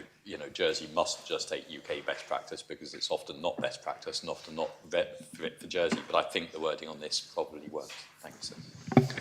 Very much. Does any other member wish to speak? If another member wishes to speak, then I close the debate and call upon Deputy Gardner to respond. Thank you for all people who contributed, and I'll probably start with a comment from Deputy Curtis because it was a very specific request. As the proposition was amended, and this is what we worked with the Minister, and Minister worked with other ministers to ensure this is not tied to specific national standard. There is an option you would like to aim, but if it doesn't work to Jersey, and I can see at Lapukale, we have sometimes 1.5 meters, and sometimes we have 1 meter on the same road, whatever is allowed. So there is lots of flexibility was allowed in this very carefully drafted amendment, and this is why I accept it. Saying this, I'm happy to take part 1, Roman 1, separate, and I'll take all other stuff together. And thank you for Deputy Morrell, the Minister for Sustainable Economic Development, raising the same points. As the Minister for Environment, thank you for his work again and support going forward. He mentioned as the work will progress, it will show the gaps, and gaps will be filled. It's the beginning of the work, and framework as it will go forward will be developed. It will not be one and go. We will not fix it immediately. And something that the Minister mentioned, and I didn't mention in my closing speech, it's not looking back, it's going forward. When the next bus shelter will come in, it will be bus shelter maybe with the benches and armrests. But when the next, just the electricity digging the road and making the road new one, everything will be installed. So any new refurbishment will be able to enhance. Thank you for Minister for Social Security for your contribution and raising the disability. As I'm very aligned, and I know how much progress was made because I remember bridging amendments around accessibility into the Bridging Island Plan, and lots of work been done, and we can see the results outside in our public realm. And the Conor Talbot said Xavier about the historic building and access, it's absolutely right. And if cannot have us remember, we did accept my amendments to the Bridging Island Plan that we need to have a balance between keeping the originals and public social access, and I hope we can see some results as there.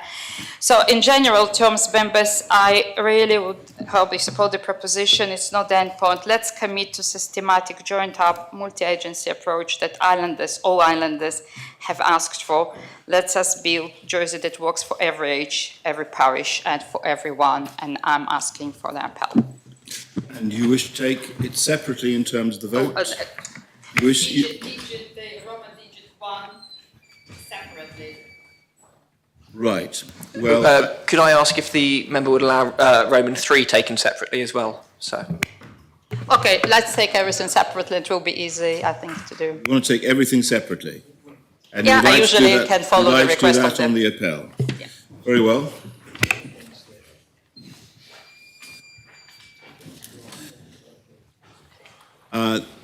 The first vote then will be on Roman 1. In other words, any members voting poor will be taken to have voted poor for paragraph A, and then we will deal with the individual votes on the Roman numerals. Otherwise, the Roman numerals can't stand alone. Yes. So just A is just the precursor of all the other Roman numerals, so that's fine. So we're just going to vote on A alone, not the Roman numerals at this point. We need to clarify whether the precursor itself is accepted.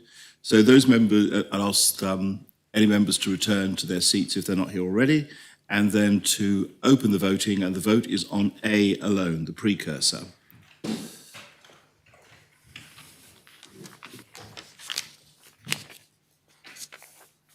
Members have the opportunity of casting their vote. I ask the greffier to close the voting.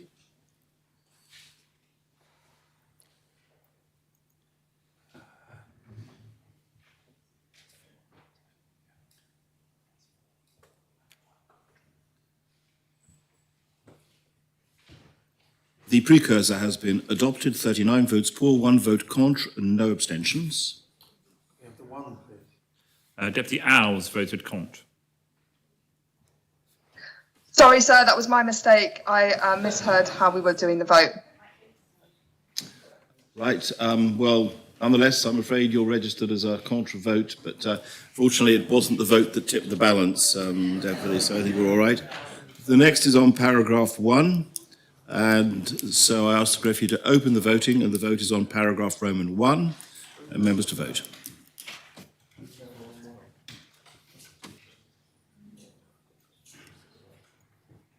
Members have the opportunity of casting their vote. I ask the greffier to close the voting.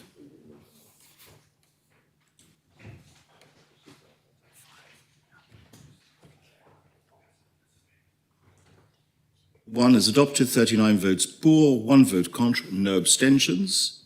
The next vote is on Roman 2. I ask the greffier to open the voting and members to vote.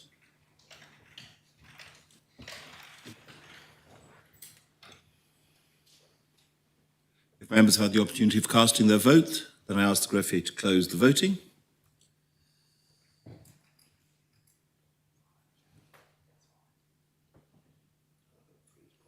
That has been adopted, 39 votes for, no votes contra, no abstentions. I ask the greffier now to open the voting for a vote on paragraph 3. Mr. Vote.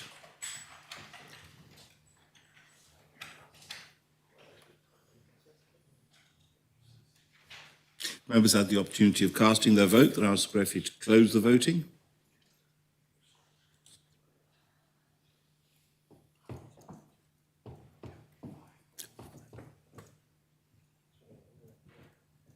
That paragraph has been adopted, 38 votes for, 1 vote contra, 1 abstention. We now come to the vote on paragraph Roman 4, and I ask the greffier to open the voting and members to vote.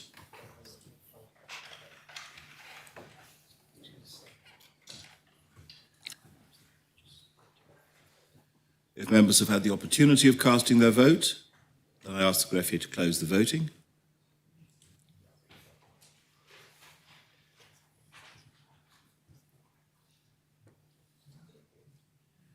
That has been adopted, 38 votes for, 1 vote contra, no abstention. We now come to subparagraph Roman 5, and I ask the greffier to open the voting and members to vote. No, we haven't done 5 yet.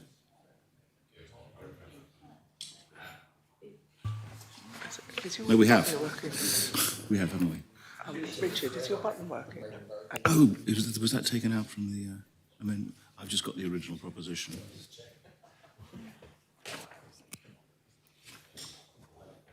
think it's because I've got the unamended version of the proposition. Very well. Then we come to vote on B, and ask the greffier to open the voting and members to vote. Sorry? It's open now.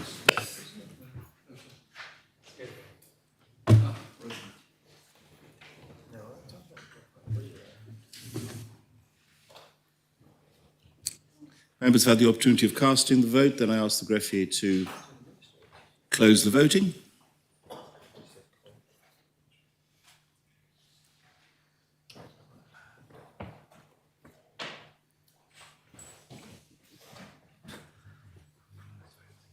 And paragraph B is adopted, 39 votes for, 1 vote contre, no abstentions. Can we have the one, please? Deputy Jeune voted contre. Very well. Now, standing orders require me to ask members if they wish to continue or they wish to adjourn for the luncheon adjournment. There is. Sir, can we continue, please? I'm detecting a slight mood to continue, and. I'd like to, by the way, sir, I would like really to say thank you for the members for their support. Well, so does anyone want to argue against continuance? No? Fine, which we will continue until the final matter is really Deputy Morell. Yes.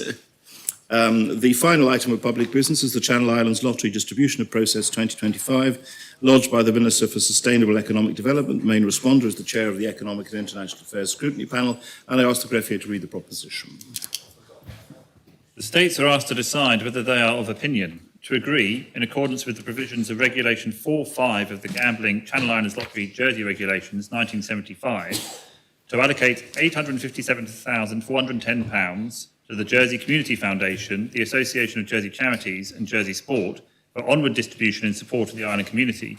The allocation to be as follows: 50% to the Association of Jersey Charities, £428,705 solely for charities; 30% to the Jersey Community Foundation, £257,223 to be split between arts, culture and heritage, 65 to 75%, and applied science or applied research in the fields of engineering, biology, physics, chemistry or mathematics, provided that the funds are either to be used locally or for the direct benefit of Jersey, including any education for which local residents may benefit, 25 to 35%, and 20% to Jersey Sport, £171,482 for sports and active lifestyles. Minister. Thank you, sir, and I'd like to thank all members for agreeing to hear this proposition early.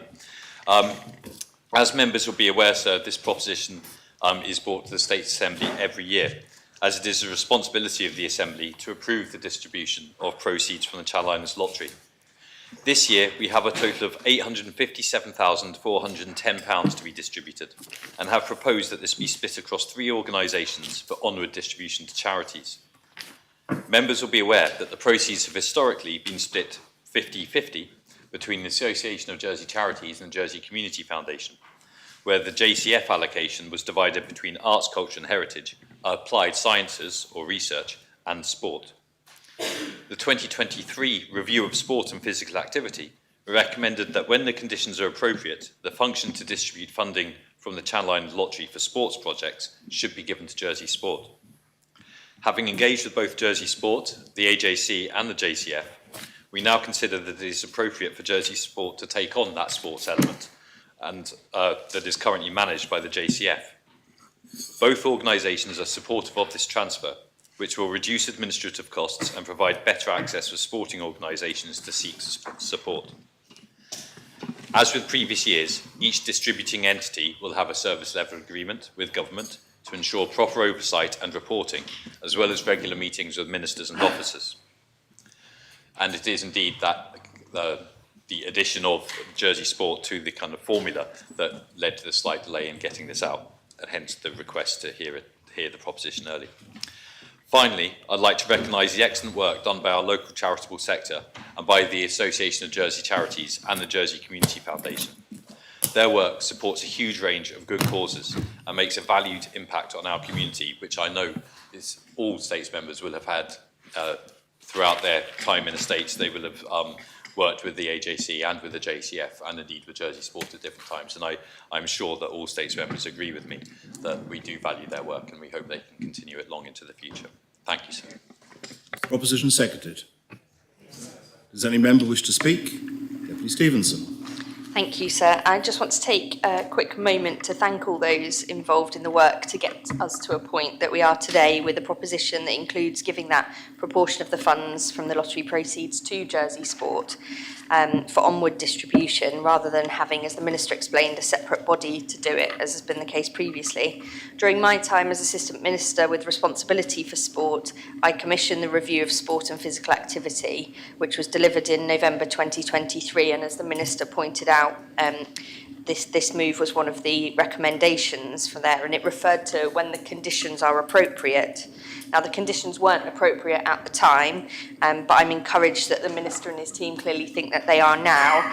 And in order for that to be the case, a lot of hard work has to have taken place by a lot of different people in different areas and working in different organisations. So I just want to say thank you to them, and I look forward to supporting this proposition and wish Jersey Sport all the very best in distributing these vital funds to local sports. Thank you, sir.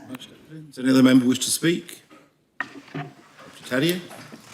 Thank you, sir. In all the thanks that has been given, I think one key thank you that is often missed out is we need to ask the question is how does this money come about in the first place? The money is there because private members of our community put their hands in their pockets and they buy lottery tickets. So this isn't government money, it's money that members of our public gamblers, if you like, choose to give when they're playing a game, and they know that a proportion of that is going to go to these very worthy causes, knowing that as a byproduct, the main driver for them may be, of course, to try and win some money, but they might also be doing so mindful of the fact that they're helping some great causes. So I think it's important to put that on record. Speaking from a scrutiny point of view, the panel is quite comfortable with what's being proposed here in terms of the changes in the formula, because that's already been agreed.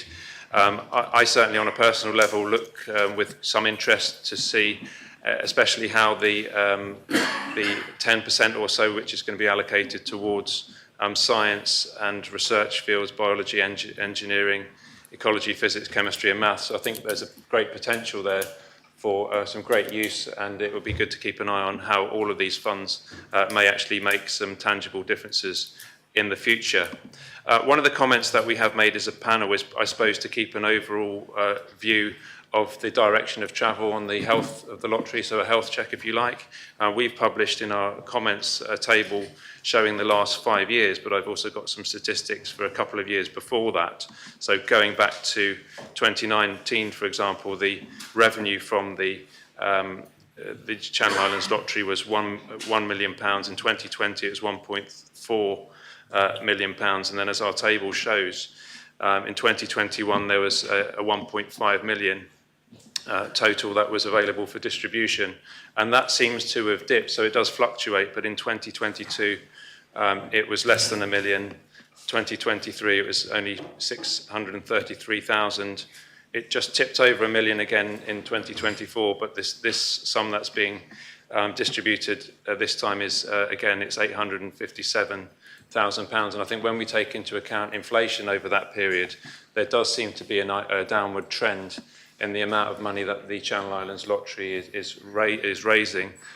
We don't have the details as to why that may be the case, but I would encourage the Minister to be vigilant of this. It's not necessarily a priority for him in a sense. It's not government money. It's something that government has, I suppose, quite a strange role in.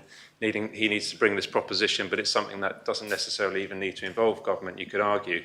It's private gamblers giving money to charity via all of these bodies, and so I leave that thought for him.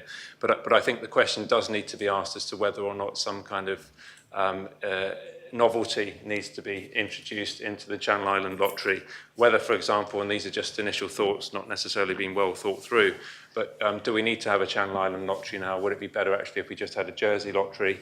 Would it be better actually if we maybe reverted to something of the past where you had tickets which could be split, so you could give somebody the other half of the ticket, as I recall when I was younger, and also where there'd be guaranteed prizes, because you knew that in any 100 numbers, that depending on the last 2 digits, you'd always be guaranteed a certain return. So there may be some work that could be done in recapturing the public imagination around the Jersey Lottery, if it were to be rebranded as such.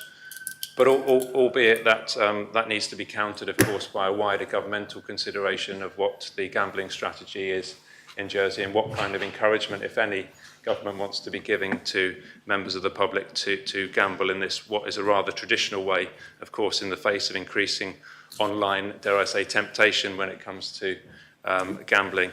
Of course, online gambling that happens in Jersey, it doesn't go into a pot which is distributed by the Association of Jersey Charities or the other bodies that will be distributing. So if we can encourage gambling to take place, then why not do it in such a way that it benefits the island rather than going into perhaps the pockets of big multinational corporations. So, other than that, I leave both my personal and scrutiny comments and do say that certainly I'm happy to support this, and I'm sure the rest of the panel are as well, sir. Very much. Does any other member wish to speak? If no other member wishes to speak, I close the debate and call upon the Minister to respond. Thank you, sir. And I thank Deputy Stevenson and Deputy Tadyer for their comments, and the scrutiny panel for their work on this as well. Also thank Deputy Stevenson for her work as Sports Minister doing the review that was mentioned, and Constable St John for his work in helping Jersey Sport get to the position where they can take this on as well. I think Deputy Tadyer raised some really interesting points there, and I'm pleased to be able to say that I have been working with my colleague in Guernsey for the last few years, the President of the States Trading Board, which has obviously changed recently, so this is the previous President of the States Trading Board in Guernsey. And we are working to bring the effectively the two lotteries much more close together, because whilst it is one lottery, in many ways it is two lotteries, the Channel Islands Lottery. At present, both islands use separate distributors with separate marketing. And therefore, we've established a joint political kind of oversight group to merge the coordination of that distribution and marketing into just one entity rather than two separate entities. I'm pleased as well that lottery players will have seen and see over the course of this year a rollout of Channel Islands-based technology. It's actually a Guernsey-based technology for the point of sale aspect of lottery tickets, and so that's fantastic use of Channel Islands company and their technology to support that. So that will be going into tills. So we are, from that perspective, trying to make the Channel Islands Lottery much more of a Channel Island entity and much more effective in some of the ways that Deputy Tuddy has pointed out. The differences, it's an interesting and very technical matter, but the differences that Deputy Tadyer quite rightly pointed out in the amount of money that flows through to be distributed isn't necessarily about sales so much as about where we are in the timeline of particular games. And so it's quite complex, and I'm happy to have officers explain it to our members at any point should anyone wish to understand it in more detail.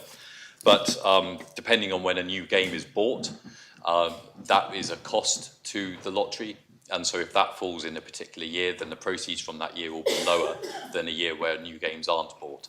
And so the actual amount to be distributed is not necessarily just about the amount of sales made, but also about the kind of the operational situation that sits behind the lottery.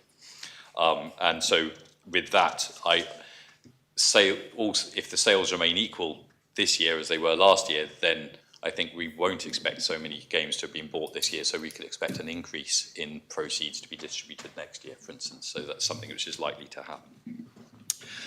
So with that, sir, I hope that, and on the health front, because I think it's really important as well, I am aware that Deputy Tuddy is absolutely right. You know, this is private citizens in Jersey playing a gambling game, and money is going to charity.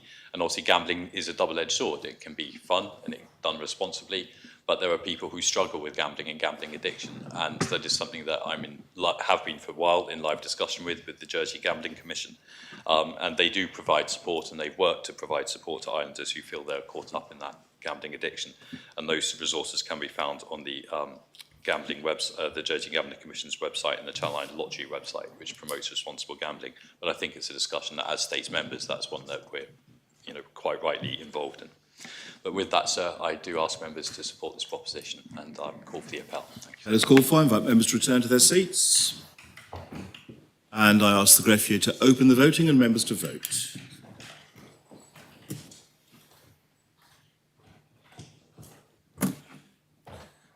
If members have had the opportunity of casting their vote, then I ask the greffier to close the voting.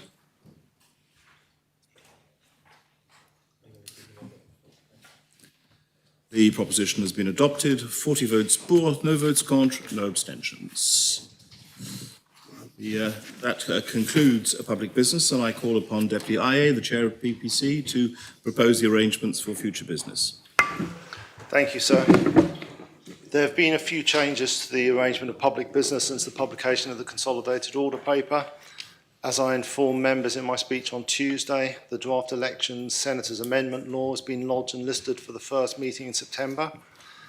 Can I remind members of the message circulated by the GREF that any amendments should ideally be submitted as soon as possible and preferably by Friday the 22nd of August in light of the bank holiday, the August bank holiday.